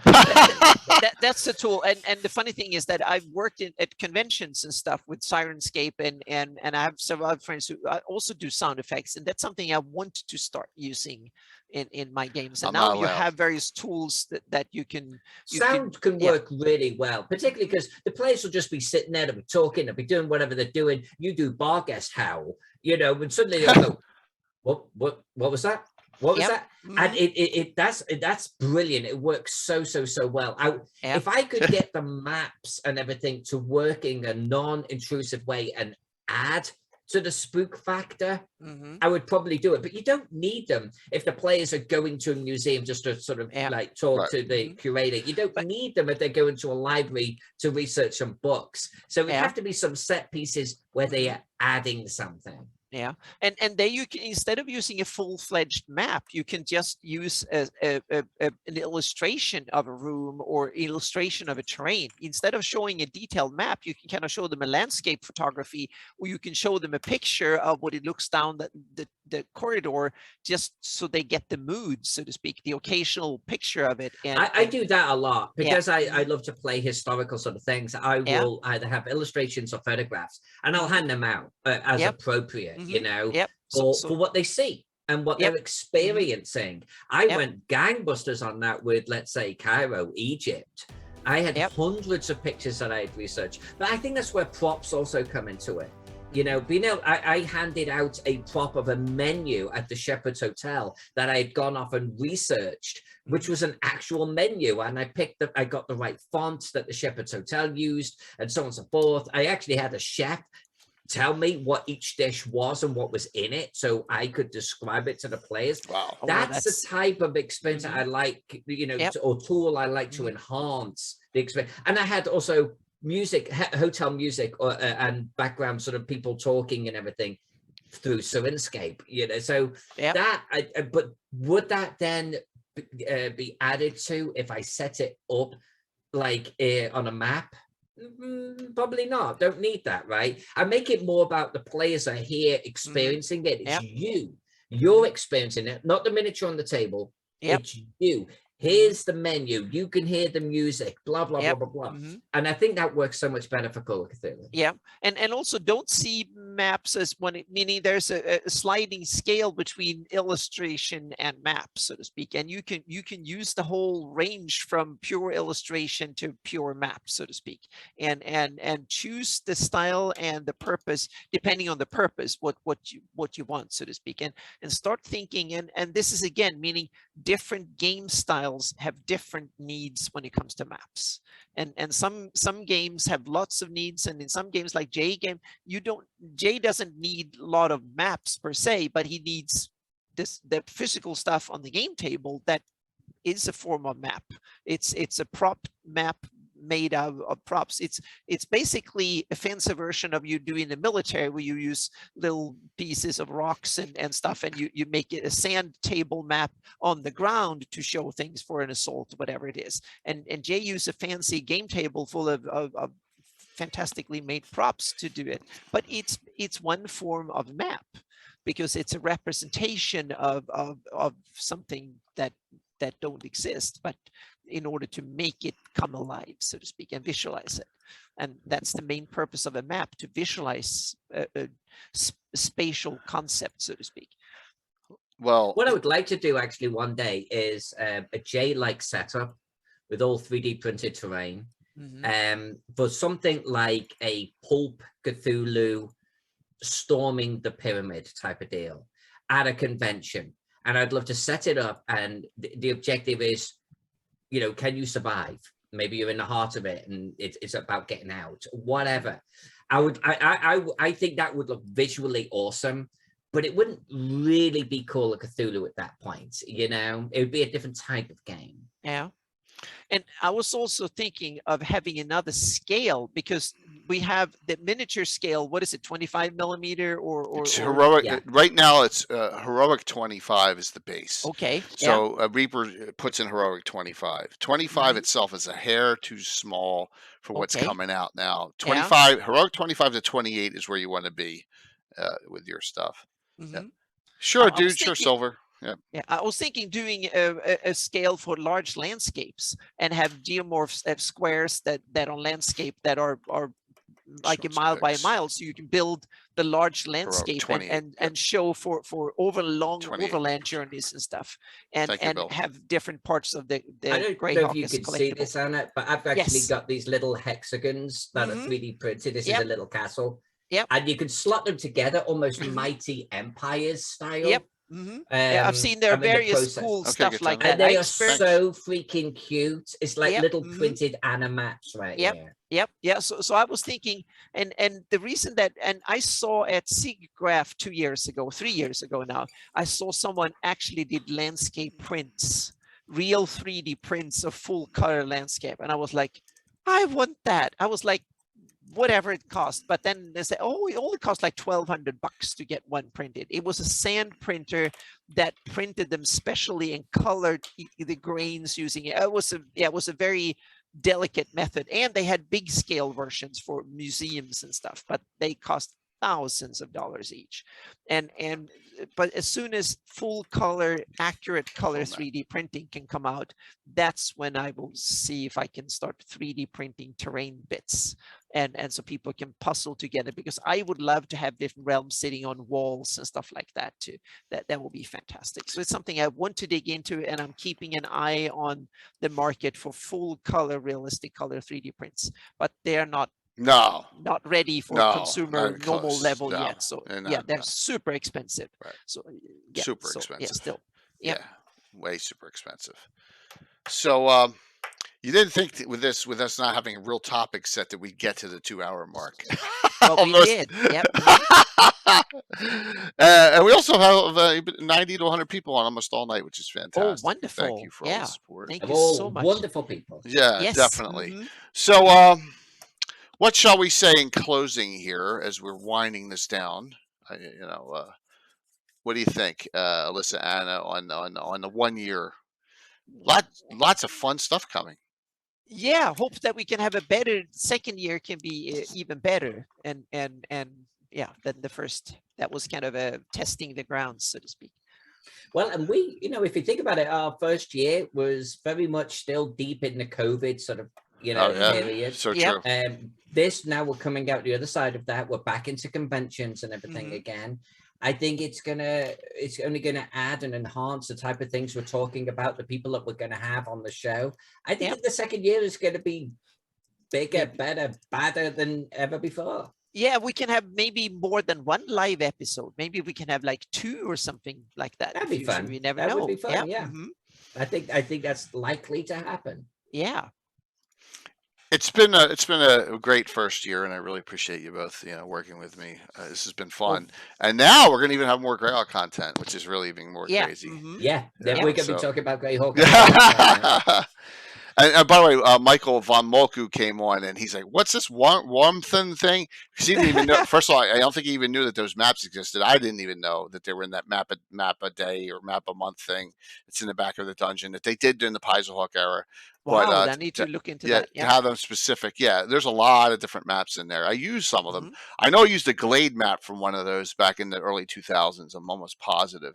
I did We're that. gonna be reviewing my progress on that map on the next show. Oh, I probably cool. won't get too deep with it, but No, I'll but- almost yeah. certainly have a shape and size and some Nice. we'll be able Awesome. to do this together, and I'll show Mhm. you how I approach a blank piece of paper Mhm. to a full colored city map and my thought process, just like Anna does with the Yeah. overland. Mhm. And I think so on the next one, I think we're going to be able to actually see the shape of what is going to be the unofficial map of this city. Good. Cool. Yep.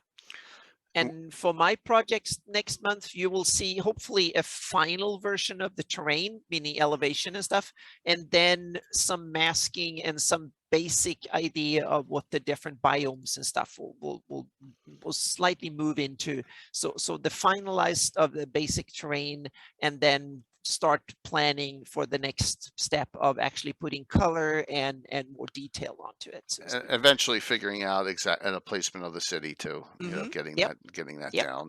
Because I know it's not.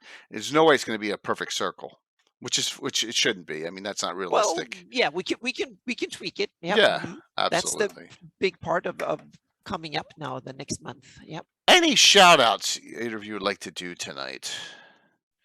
Anyone have any? Actually, I want to just give Joe a shout out again, the Inkwell, because they are in their Please. last 5 days. There's a whole bunch of cartographers involved with that particular Let me project. hit that back up. There we go. And I would encourage everyone in the channel, just click the link and just go through. It's a brilliant project. There's so many real talented cartographers that are part of it. William Babel. Oh, we'll have to get William Babel on the show. Okay. Like- yeah.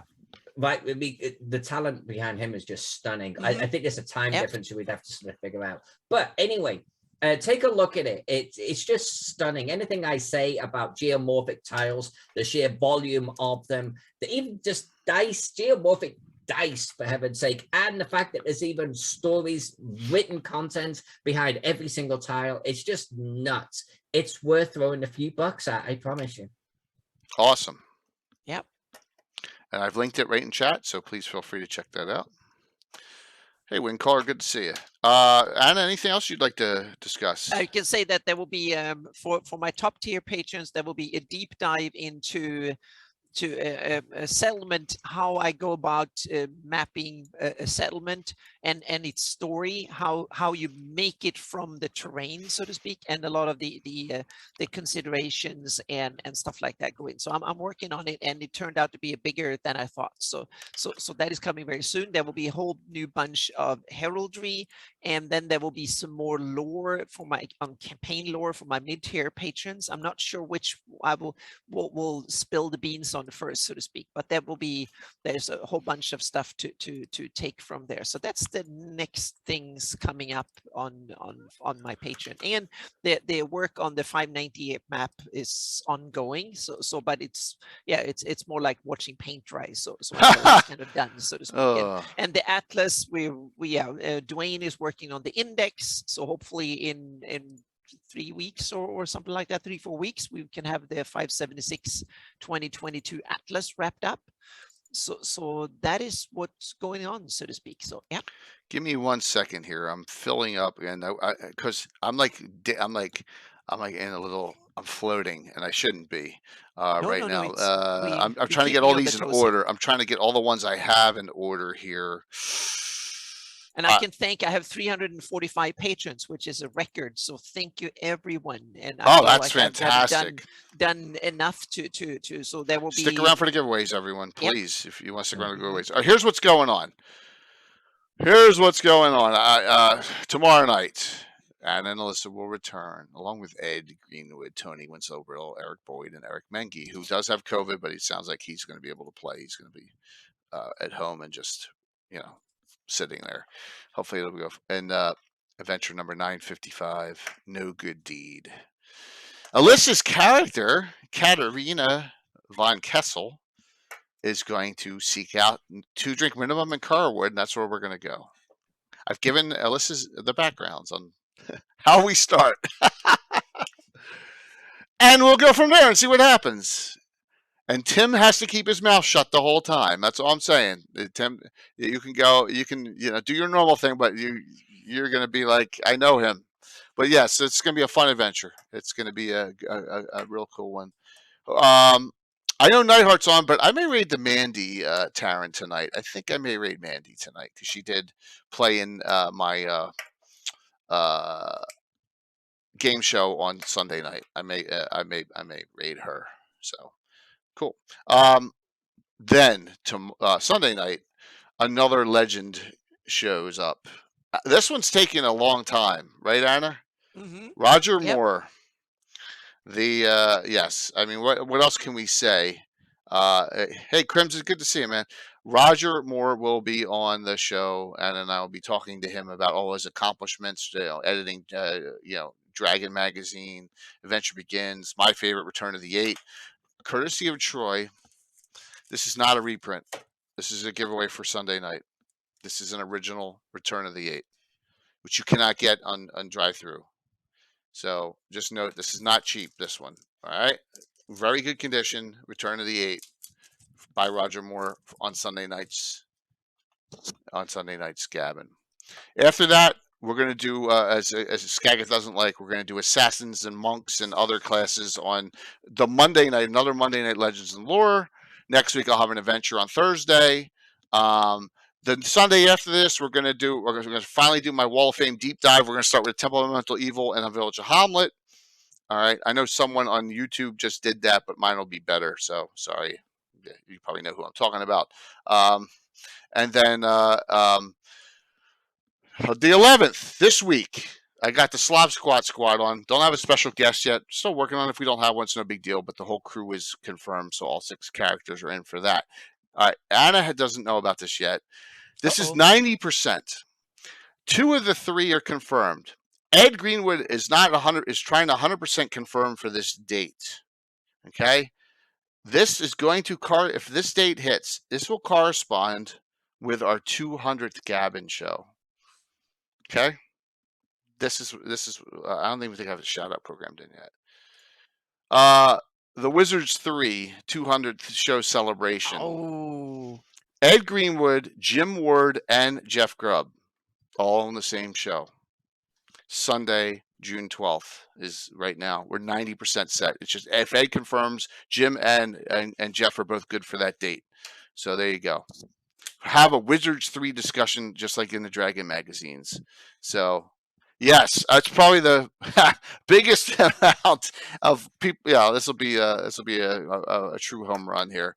And this was Ed's idea, so he's making sure that date works for him. Yes. So that is coming. All right. If it doesn't happen this date, it'll happen another one. But just note, the week after I'm on vacation. So if it doesn't happen this date, and it can't happen the 5th, so it's either this or it gets pushed out to the end of June. All right. And that's all I have. Just that. No big deal. All right. We're going to let's do the giveaways, and then we'll raid into Mandy. Thank you all for look at that, 10 on the nose. Last call. Exclamation point drawing 2 $25 gift certificates to Frog Guard Games. I will get you the codes almost immediately within a half hour after the show. Once I do all my final things I got to do, you'll get them pretty. I just will need you to make sure I have your Discord or an email. All right. Okay, closing this out. Boom. Here we go. These are good for anything you want on Troller Games site as they sponsor the Fantasy Mapping Show. Thank you, Troller Games. I'm sorry, Frog Guy Games. My God, I'm tired.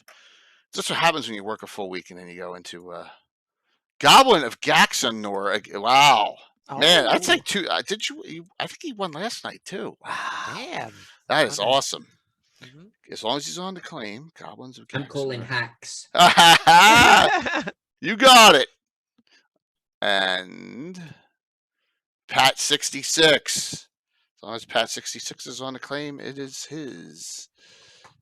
$25 gift certificate to Troller Games. And yep, Pat's on. I see Pat on. All right. I see them both on. I will get them to them. So thank you, everyone. Just note, we have tomorrow night, we have Stratagem Wiz Dice giveaways, of course, as we usually do them on Saturday night specials. We got all sorts of stuff coming. So Anna, Alyssa, thank you so very much. What a great discussion tonight. Yeah, thank you, Jay. Yep.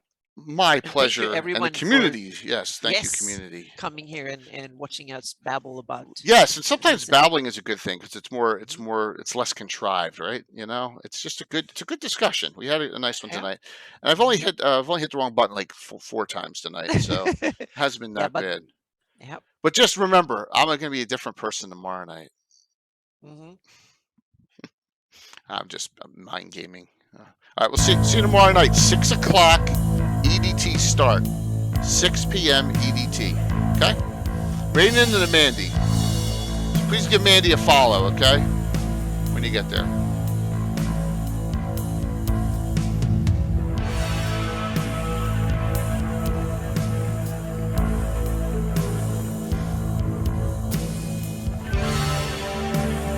It looks like she's gonna be back soon.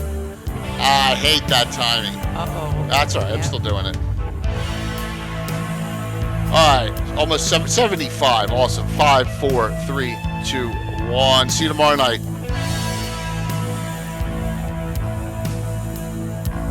It could be. Oh yeah, she's there. She's Okay. there. She's All right. speaking. It showed. That's what it showed. I hate when it does that. It showed something different and it wasn't. So.